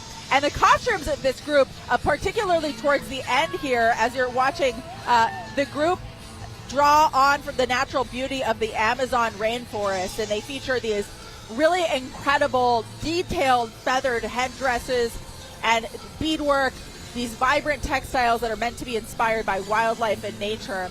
And the music that we're hearing is driven by the sounds of Bolivian banda de bronques, the brass and percussion. And this is just a really sort of intricate display of Bolivian culture. It's meant to symbolize the warrior spirit, the strength, and you really feel that in the performance. Another group that has been with Carnival for a long time. Roberto, it's their 20th year? Their 20th year. Yeah, 20 years of participating in Carnival. And a lot of times what they do is they actually have the costumes made back home. And so they'll begin next month communicating what the theme that they're going to put together and then have them made, because it takes that long amount of time, and then they have them shipped out here. When did you decide, Roberto, when did Carnival as a group decide the theme of this year's parade? A year in advance. Yeah, so we knew in 1994 was our first World Cup theme, and we fine-tuned it, and it was just so beautiful. And I was on the host committee for the World Cup. Okay. So I came up with a lot of the vision, not only for Carnival, but also for World Cup, to participate in the community, right, in San Francisco and the Bay, right, to not only celebrate and participate in the games, but to leave something behind. Here in the Mission District, World Cup left a little soccer field here on Harrison Street as a gift to the community. Right, so we New World Cup was coming this year, and so a couple years ago we already knew what the theme was going to be for this year. We're bringing it back. We're so excited for that. I know Matt Lively will be all over that. I will. Wait, I'm all over Loco, which is coming up here, and maybe one of the most interesting floats we've seen thus far. I know. Loco Bloco is a fan favorite. They are major. They have 165 people this year. Ann Makovic is on the ground with them. Ann, who are you with? Yes, I'm here with Mario Flores of Loco Bloco. Tell us about your group. Loco Bloco, we've been here participating in Carnaval San Francisco for over 3 decades. We started in 1994. We are a youth-led activist group here in San Francisco. Yes, tell about some of the good that you do here in the city. Some of the things that we do is not only participate in Carnaval San Francisco, but also participate with the community of some of the events that represent our gente in the Mission in the Bay Area. And we also take our youth to go abroad. We have a youth exchange program. Where do they go? Okay, we're taking them to Hawaii. That's why you see we have a volcano. Yes. And we also have people from Hawaii here with us today who are going to welcome our youth as we're taking them this summer to Hawaii. Wow, and what's the Hawaii connection? It's an in-exchange cultural exchange. They're going to the youth of Hawaii. It's going to teach about the beautiful culture of Hawaii and their drumming and their music. And we're bringing the Bay Area music and Carnaval to Hawaii. And tell us how long it took to put that float together. Oh my God, a lot of nights, okay, working on that, yes. All right, Mario, have a great time. It's been a pleasure. Thank you so much.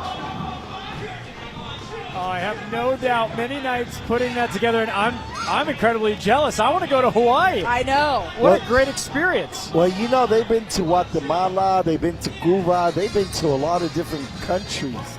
And that's what I love about Loco Bloco, because it's about educating and taking young people out of this country to see really what life's really about in other countries. Yes.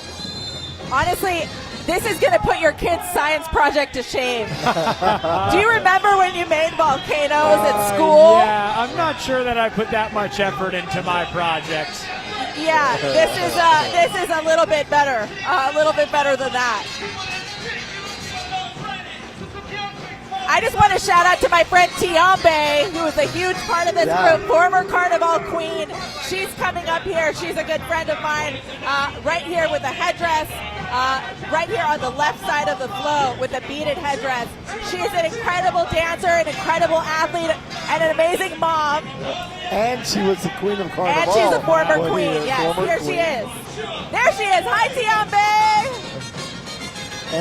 And actually, this group is led by Mayela Carrasco, which actually started dancing when she was a little girl. And now she's the director of Loco Bloco. There's been 2 or 3 times that you've said this where somebody starts young and now they're leading the group. Yeah. And that's keeping our traditions alive.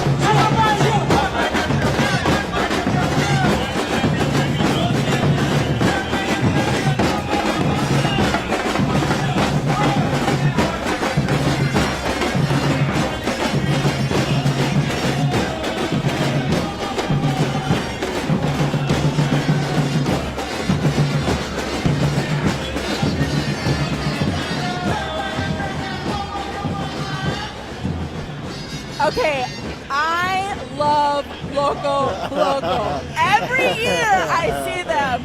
They are one of my favorite groups. They bring the energy, they bring the volume, the dancing, the percussion is just peak. And you know the great thing about it is that they are around all year long.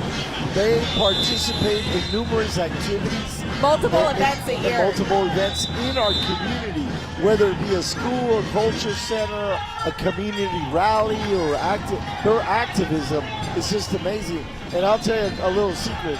Once in a while, I sneak out and I drum with them. No way. Okay. I love being with Loco Bloco. Oh, Berto's out there. I absolutely love Loco Bloco. Every year they just bring so much energy. There's so much going on, so much to see. You see the girls on stilts, the kids. Just every year. I love the way you say, go Loco Bloco, go Loco Bloco. They bring the heat every year. And literally the heat this year with the volcano. Yeah, that volcano is amazing. I actually saw it being built at 701 Alabama Street at the Mission Food Hub. And you're like, wait a second. They were up, let me tell you, late nights. Late at night. As we get a quick look here at the cable car operators and families, we're going to step away for just a moment, but don't go anywhere. We've got Carnival coming right back after this.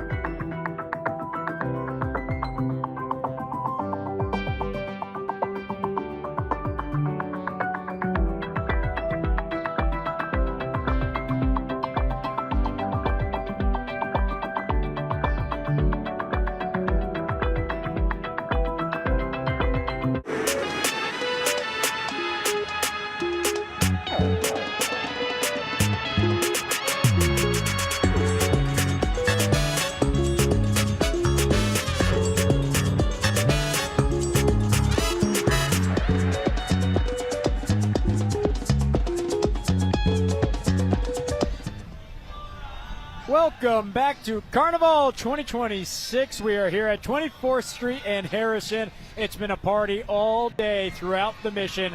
Sara Donchey, Roberto Hernandez, and Matt Lively here with you as you're watching on KPIX Plus.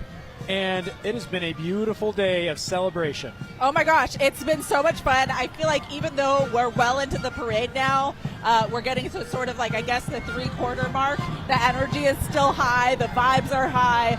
We saw the cable car pass back just a few minutes ago. And we're looking right now at Valverde and Dance. Their participants, they've got 92 people this year. And they are representing this rare Aymara tradition from the rural regions of Bolivia. And this presentation honors an ancestral folkloric expression that is now almost extinct, but they're very much bringing it to life here today. And the Suri Sikuri features an ensemble of dancer musicians known as Sikuris who perform while playing the siku, an ancient Andean panpipe used since pre-Hispanic times. This music belongs to the indigenous Sikuri genre, a lively Andean style closely connected to one of the most celebrated musical traditions of the Andes.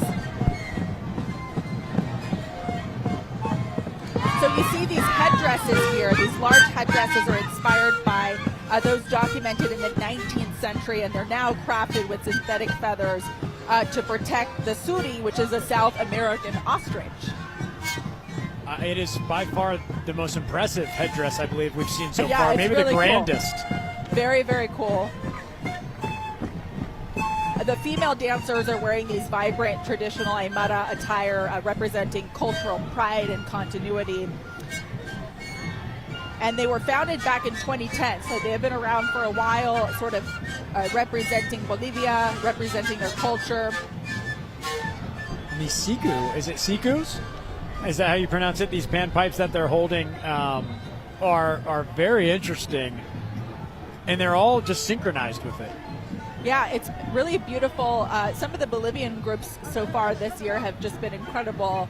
Just so much culture, so much history, well represented every year in Carnival. Once again this year, as we celebrate our theme, El Copa del Pueblo, which really is all about the fact that people from all over the world are coming to North America to celebrate the World Cup. Matt, I know you mentioned the matches that are going to be played in Santa Clara at Levi Stadium, and just all of the people that are going to be visiting, not just Santa Clara and the South Bay, of course, but coming to San Francisco and checking out everything that the Bay Area has to offer. Yes, it is going to be an incredible couple of weeks into a month or two of the World Cup, especially as it descends here on Santa Clara in the Bay Area. Okay, so as we get this beautiful shot, this is one of the biggest groups that we're going to see of all today at Carnival. This is Fogo na Roupa. Their theme this year is a call to seize the moment. It's Carpe Patria. They're demanding change, they're promoting action, and they're sort of a political message this year. They're using music and dance and political theater to confront institutionalized oppression and to really uplift the legacies of U.S.-born movements for people of color, including the Black Panthers, the Brown Berets, the American Indian movement. So they have that message this year, but they're celebrating it with just incredible costume, incredible dance. Their float is really cool, so I know we're going to get a shot of that for you in just a minute as we check out the dancers here. But this is all about the Afro-Brazilian diaspora, and their choreography and their rhythm harness the energy of resistance and celebration. Another very popular group, Roberto, every year. They've been Matt champions for many, many years, but I'm really excited that this year they're taking this moment to stand up against all the oppression that's going on in this country and all the negative government movement that's impacting the everyday lives of people in our community. You know, not only in San Francisco, but throughout the country. Especially when you look at food prices going up, being able to eat food, or meals, right? There's a lot to talk about this year. Gas prices going up, the war, some people are living in a difficult time. So they really stepped up to take music and dance in a theater presentation to make a statement. Yeah, and Ann Makovic is along the parade route with this group. Hi, Ann. Hey guys, yes, I am here talking to not only performers but people here in the audience and some people who have done both, like Jocelyn here. She used to perform in the parade with Loco Bloco, right? Yes, I was Loco Bloco, yes. So what is the difference between the experience of standing here versus being out there? I would definitely say no stress. No stress. This time, you're having a party. Yeah. This time, being the audience is so different. Tell about that. Because when I participated with Loco Bloco, actually, I'm very happy. They did a big one this year. Very happy about them. I think I'd rather be a supporter. Yeah, okay. You don't have to march around in high heels. That's nice. Yeah. But we have a lot of people that have come here for a long time and then are bringing a first timer with them, like Maria here. Jocelyn brings Maria. Yes. What are your impressions? It's a beautiful day. It's amazing. I like it. I'm so happy. Was it what you expected? Yes.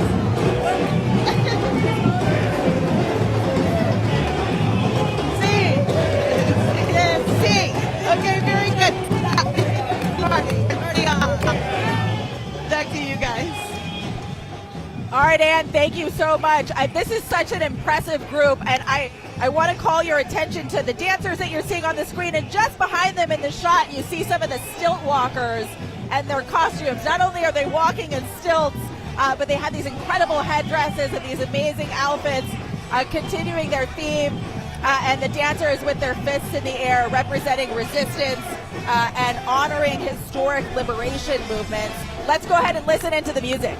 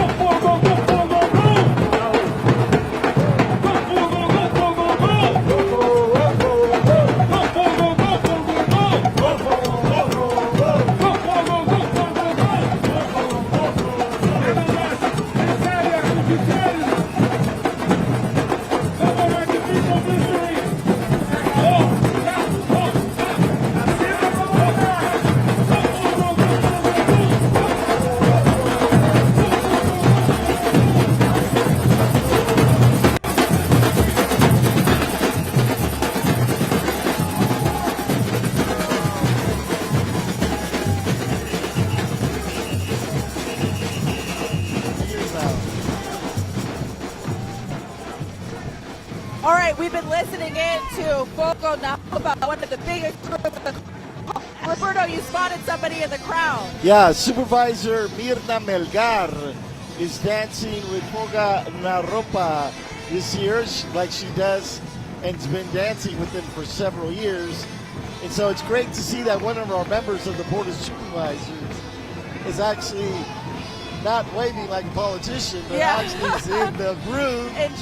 Enjoying with this group that, and you know, and again, the heartbeat of the parade for Fogo na Ropa is the full Afro-Brazilian bateria. It amplifies the voices of musicians like Vito Reynoso and many others under the direction of my good friend Jose Rivera, who's been the head of the bateria for Fogo na Ropa for many years. And the float dramatizes the struggle between the American dream and the anti-imperialist movement that's going on in our country right now.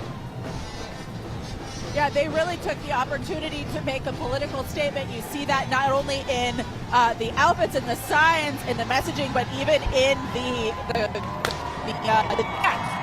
If you look at the signs, Ice Out sign, a lot of these signs that you see are signs that have been part of the marches that we've been having here in San Francisco and across the country.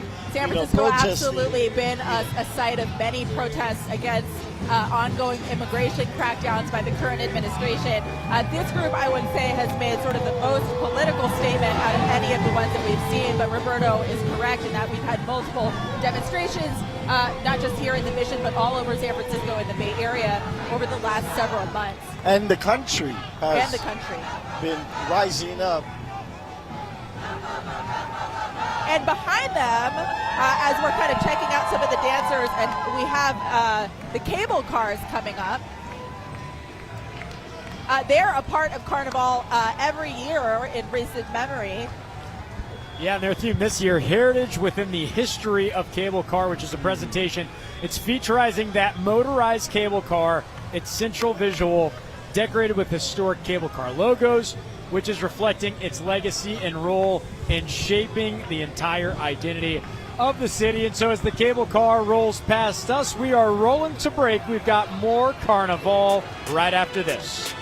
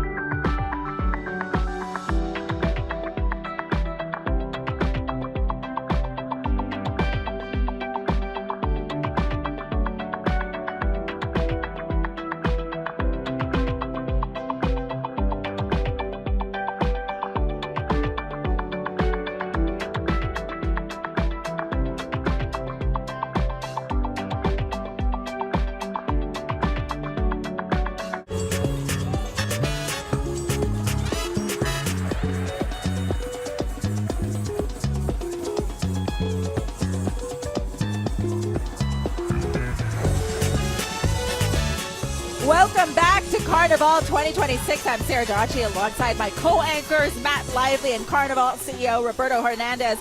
You are looking at Capoeira San Simon, Cochabamba, Filal, California. Their theme this year, Victory of the People. They're celebrating unity, cultural pride, and the collective strength of communities that carry their traditions across borders. And they are from Bolivia. They're representing that in both the music, the dance, the costumes, everything. Very lively group, Roberto. Oh, and I love the dance. Yes. I love the dance. So the men are wearing these really richly embroidered jackets. You see some of them right there on your screen there. They've got the fitted pants, Roberto's favorite, and tall boots, and they've got the bells, and they're meant to sort of accent and complement every step that they take, along with the symbolic caporal, that whip that represents authority and history. That whip.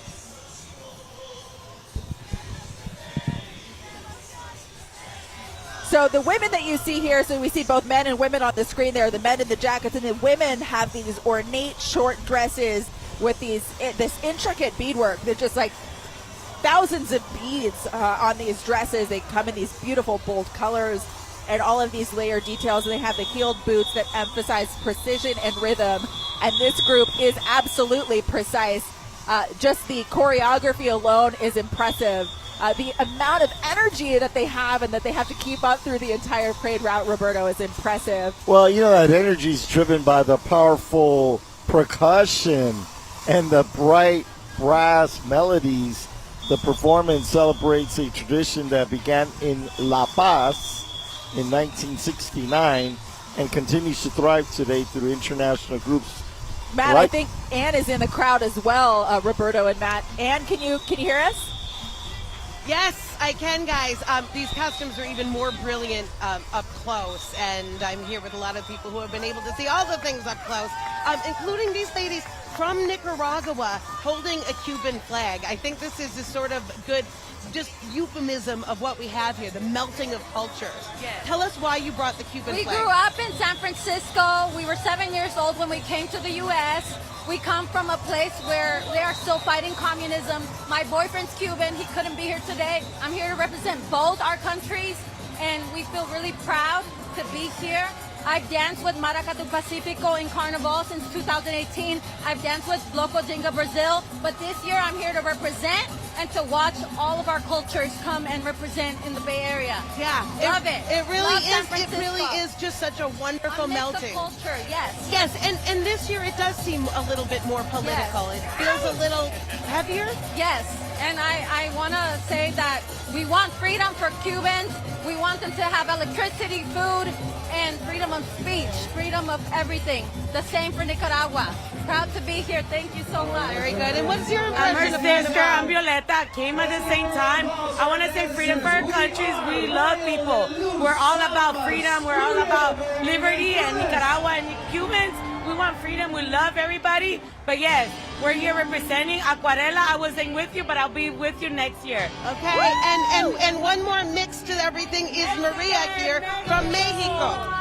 Well, me siento muy orgullosa de representar aquí mi país, México. Estoy aquí por mucho tiempo. Amo California, amo Estados Unidos. Yeah. Okay, I actually understood that. My Spanish is getting better. Thank you. Muchas gracias. Yes, it just is a party with a message, but certainly the vibes are very high, and we have another very highly decorated group coming right behind us. So, yeah, stick around for that.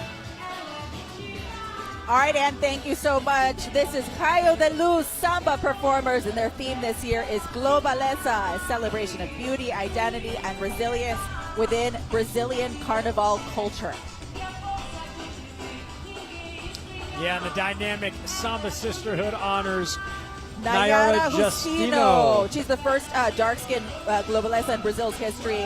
Matt, her story continues to really inspire people, and her message was always to stand up against colorism and discrimination. Roberto, it's a more political theme and sort of more significance this year, perhaps, as Ann mentioned, than some others.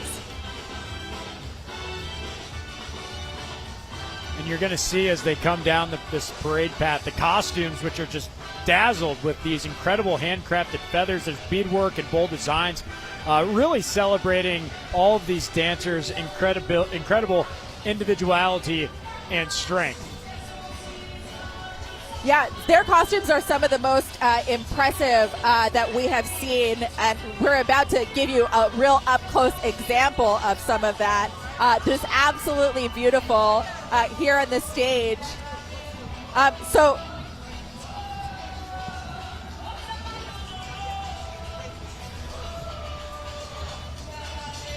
this is another example of some of the work that goes into just the costumes alone that take months and months to prepare. And as Roberto has mentioned, a lot of the components of them come from overseas.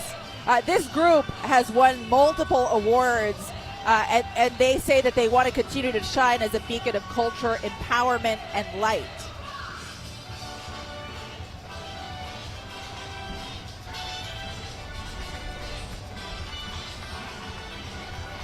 Obviously, Samba well represented in Carnaval. The original Carnaval in Brazil and in San Francisco and beyond. We have so many groups here that are just so impressive.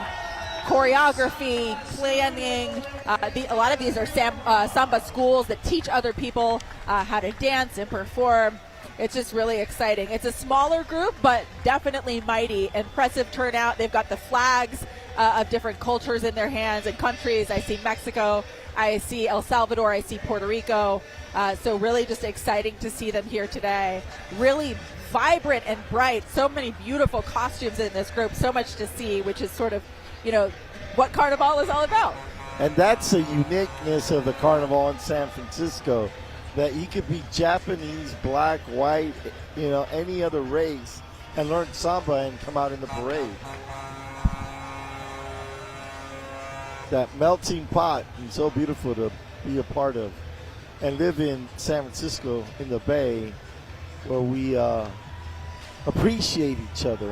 And I remember when at one point there were salsa classes that were taking place. People from all over were taking salsa classes.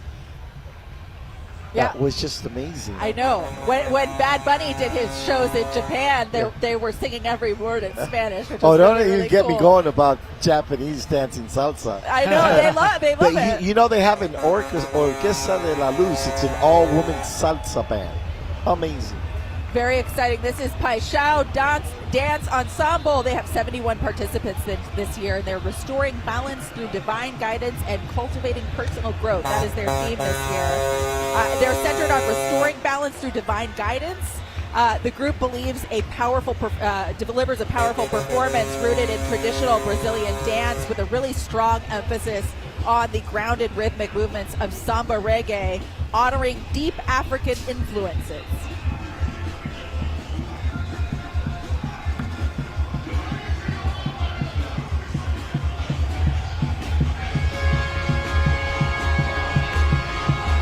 So you'll notice they're wearing that lime green and silver, and the lime green is meant to represent vibrance and life, and the silver is supposed to symbolize success. And those feathered elements are paying tribute to traditional Brazilian dance. The rhinestones that they're wearing, which are all over, are supposed to reflect light and represent that. They were founded back in 2014, and they've grown from a small dance project into a dedicated collective of performers committed to mastering and showcasing the richness of Brazilian dance traditions.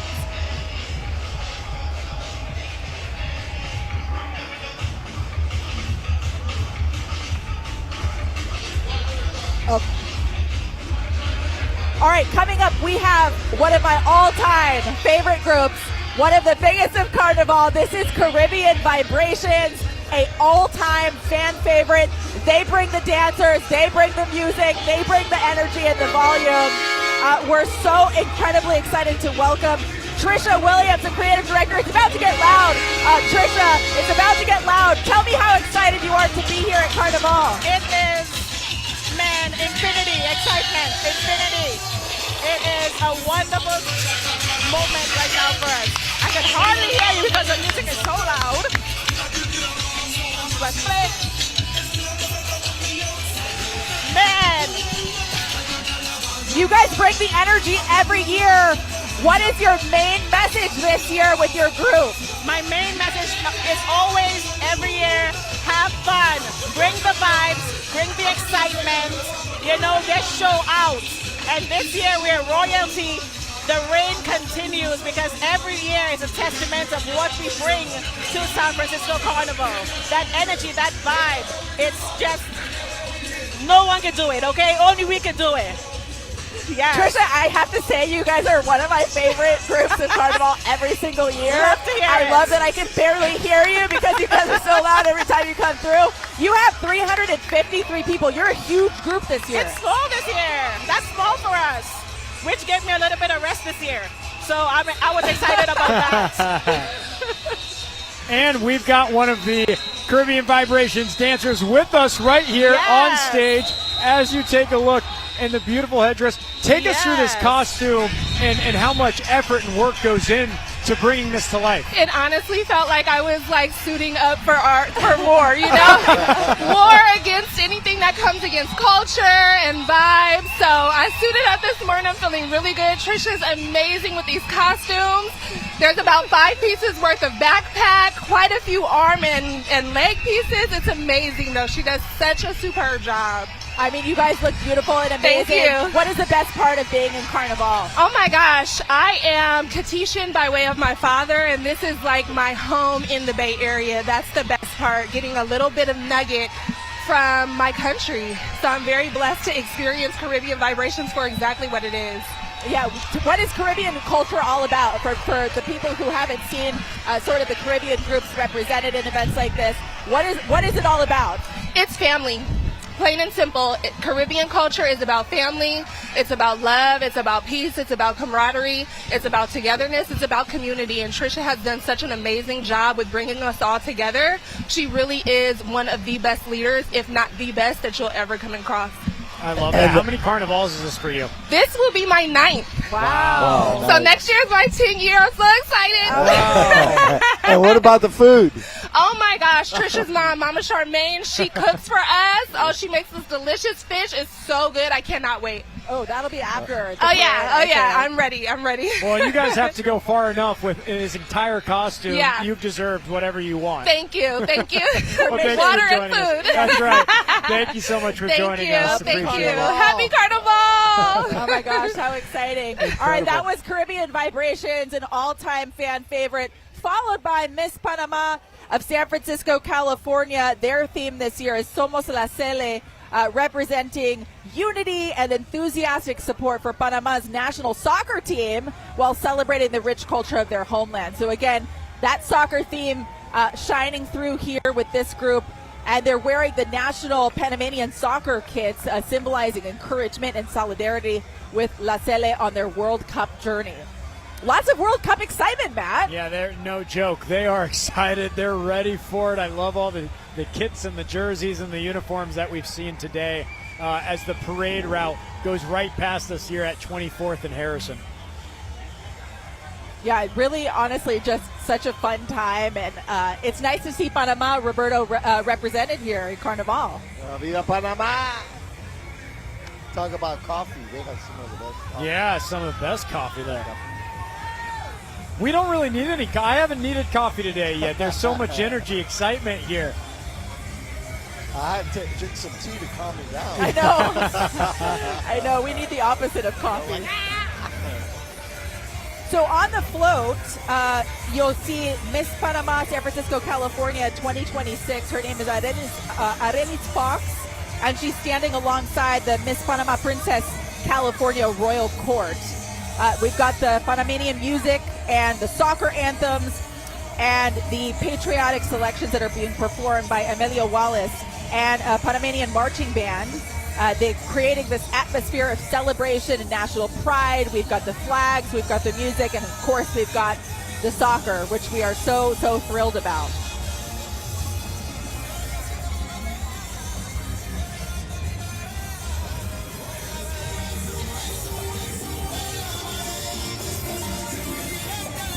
That float is just incredible. They did an amazing artistic work putting that together. And the kids are so cute.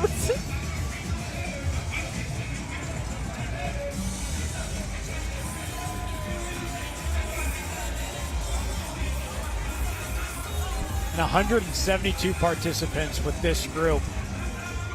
2 different trucks full. I know, and they've got the sound system going. They've got the dancing going. What I'm learning, the most underrated part of Carnival is the sound system. Yeah. Oh, yeah. I was even wondering that with the lowriders. Yes, the hydraulics are impressive and the paint jobs are impressive, but your stereo system is probably also a bragging right amongst the lowriders. You gotta get that bass. Yeah, it's right. I want to feel it. I want to feel it. You gotta go down, cruising down the street. Bajito y despacito, but you want to hear that.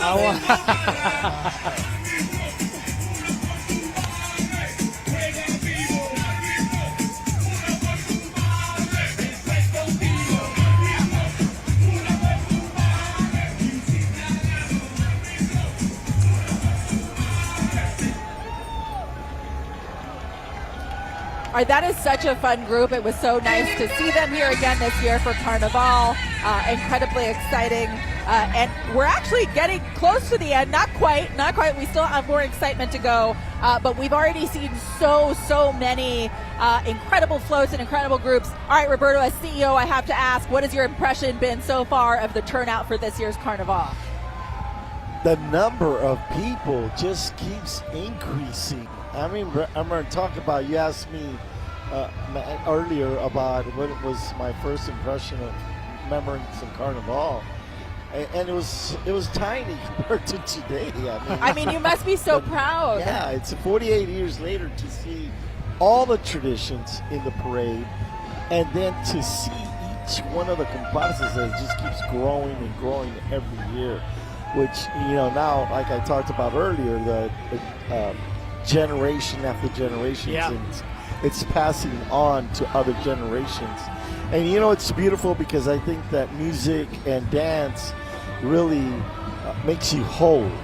If you know about culture, you understand whether you're black or you're white or Filipino or any kind of Latino, to learn a different culture, right, and to participate in it, right, just makes you a better person. Absolutely. And I really think that breaks down racism, and it really helps us be more united and together as one race, as human beings. All right, let me ask you this tough question, Roberto. You're the CEO. If you weren't here doing the broadcast, which group would you be with? God, you know what? I probably would, I'd say I do Loco Bloco, Foga na Ropa,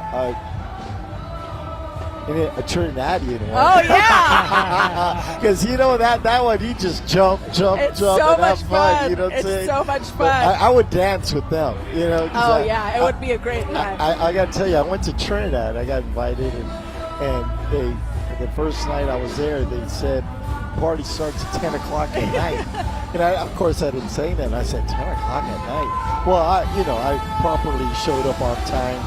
They didn't show up until midnight. Oh my gosh! And that is when the party starts. And they all showed up with towels, right? And I'm like, what's up with the towels? Well, by 2 in the morning, you need the towels. Everybody's sweating. The towel because everybody's sweating. Absolutely. And then it's 5 in the morning. They go, you ready to go have breakfast? Oh man! Speaking of the party, this is Samba Funk with the King, Theo Ogum. Ann Makovic is down in the crowd. Hi, Ann. Yes, I'm here with royalty, and we are strutting along the route here. King Theo! Happy Carnival! Yes! Tell me about the costumes. Tell me about what you guys are wearing. This year, this is our return. We haven't been here in 7 years, and we're so happy to be back. This theme is about Artists United. We are one. So we combine with several small arts organizations to come out. We have multiple directors here. We have folks in from Atlanta. The costumes is all about carbon. Carbon is a life element. It's a hexagon, so you see our float has hexagon images, and you need carbon to live. People don't know that. Everything that grows and lives on the planet Earth has carbon. And carbon can also make diamonds. So that's what this whole thing is about today. Absolutely. Okay, so how do you mix that seriousness with the party? Yeah, well, if you look at the history of Carnival, it was always very serious because the people were, practically enslaved.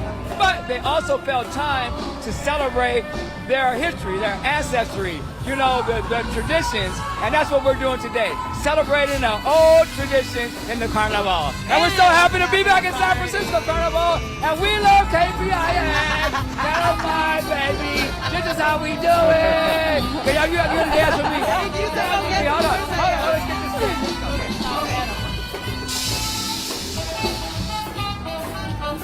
Oh, there she goes. And get down. Oh my God, we love it. Very good, very good. All right, Ann, that has to be her most fun interview of the day, Matt. She, by the way, of all the people we work with, I think Ann Makovic is the most well-traveled individual I have ever met in my entire life. She's been all over the world. That's, I think, part of the reason why she loves this event so much. All right, it's getting loud with Samba Funk. Let's listen in.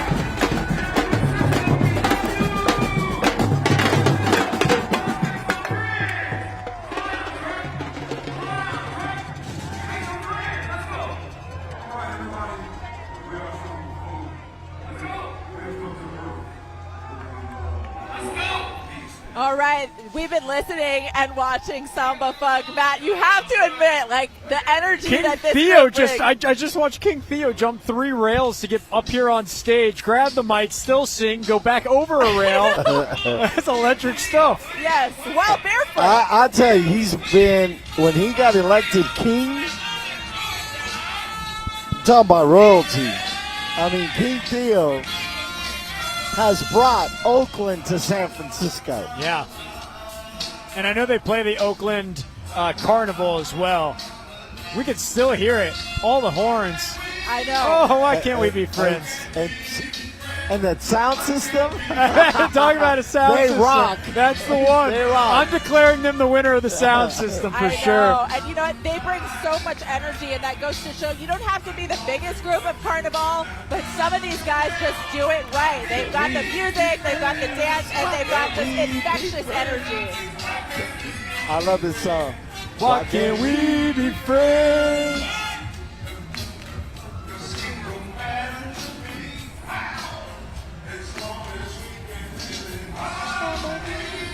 All right, guys, let's be friends. Why can't we be friends? Why can't we be friends? Why can't we be friends? They're crushing it. They are crushing it.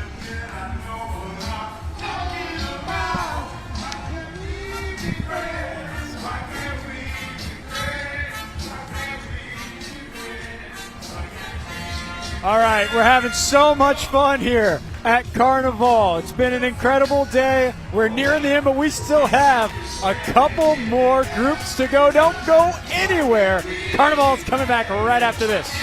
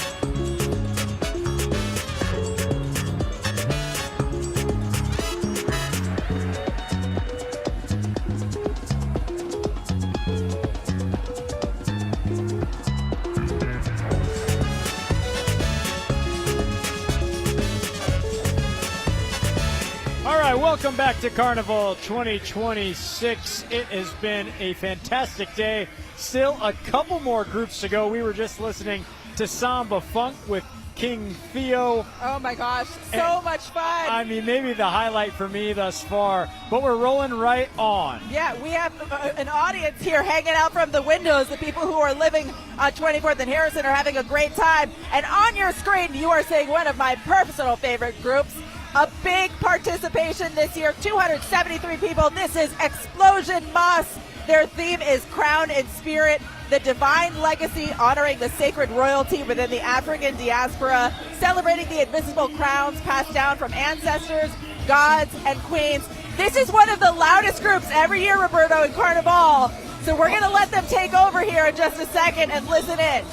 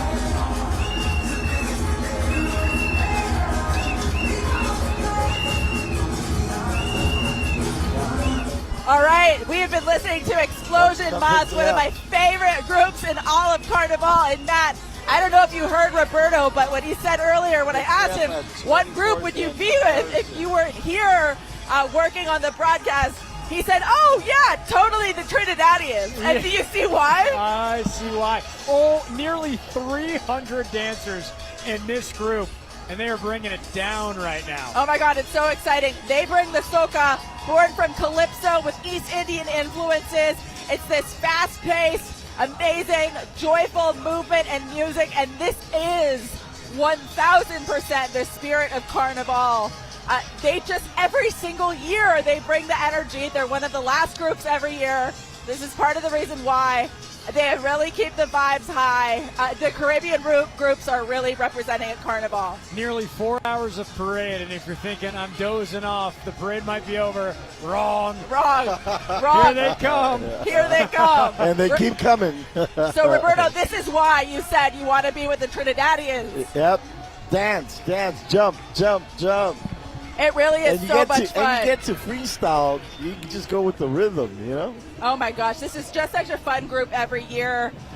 They actually were born from the legacy of Sisters with Style back in 2022. Explosion Mas continues to build community through unity, through culture, and what they describe as pure good vibes. And speaking of good vibes, that is continuing right now behind us here with the Beat Berkeley Performing Arts. They've got 60 participants, and their theme this year is they thought they could bury us, but they didn't know that we were seeds. This is, Roberto, their Carnival debut here in 2026.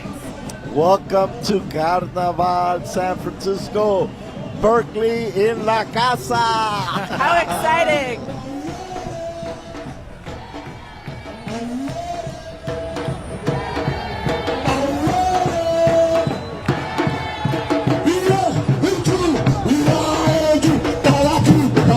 Bye.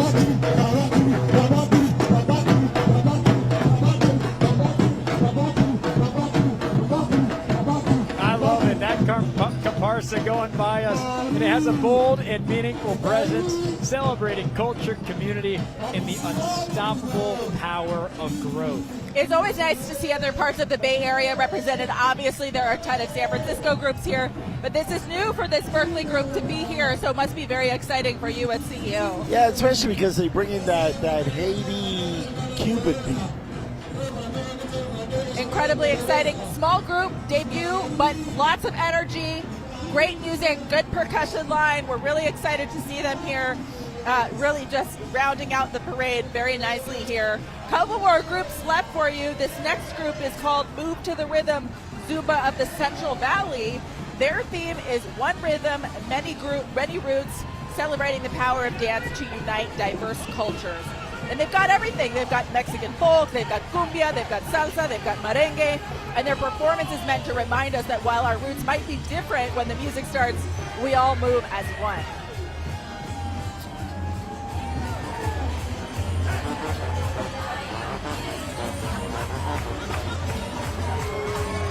So obviously Zumba is all about choreography, and theirs is blending the traditional movements with the energy of Zumba.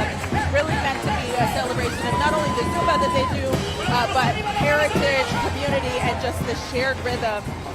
And of course, they are incorporating this year's theme with soccer and everything else, and with the World Cup right around the corner.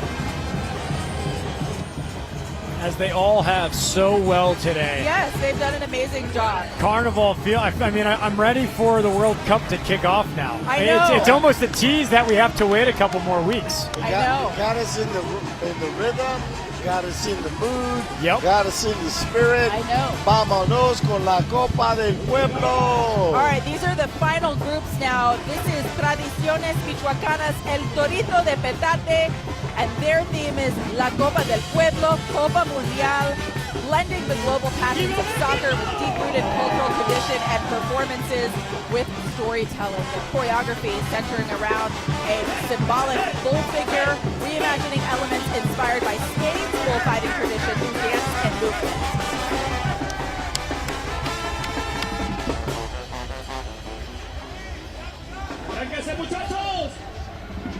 Roberto is being recruited to dance. Yeah, Michoacán. You take me to Michoacán?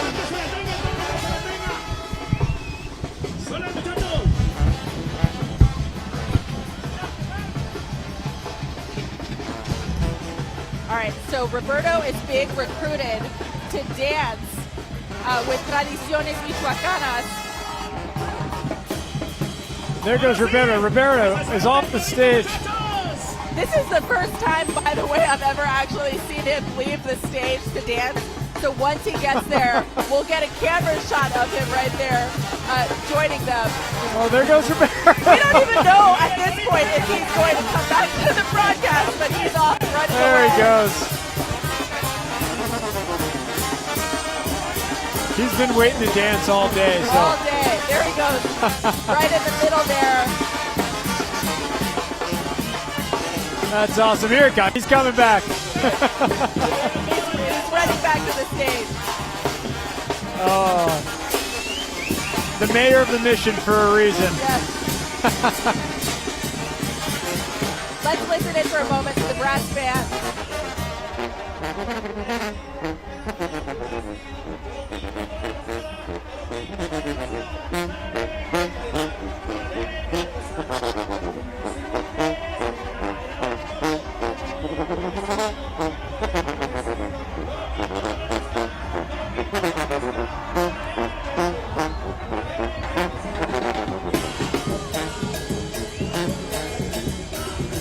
All right, as they say, all good things must come to an end. I know. And rounding out the parade, the final group, and it's a new one this year. You see them there on your screen. They're called Hella Jab. Their theme is Rebellion Meets Radiance, inspired by the traditional Grenadian Jab Jab. This dynamic group is celebrating freedom, resistance, and unapologetic self-expression through a bold fusion of heritage and imagination. All right, so as we are watching Hella Jab round out the parade, I just want to ask, I have Matt Lively here. This was his first Carnival experience in San Francisco. All right, tell me what you thought, and would you come back? Oh, yeah. Would you host again? And what did you think of Carnaval San Francisco? If I'm allowed to host again, sure, I'm hosting again. What an incredible day, an incredible celebration. I've heard so many great things about Carnival. I'm coming up on 3 years of living here in San Francisco, and I've never made it out to one. So this is my first one in 3 years, and hopefully the first of many, because this was incredible to watch and incredibly to be a part of. And how lucky are we that we get the CEO and the mayor of the Mission, Roberto Hernandez, to celebrate with us. Oh, my gosh. Well, you know what? It's a pleasure to have you. Give me some skin. You've been baptized. You're now baptized. That's you're right. now a Carnival child. I'm blossoming. Honestly, it never gets old. Every single year that we get to be a part of this, to bring this broadcast to you from the Mission from 24th and Harrison. Roberto, it was amazing once again. Congratulations.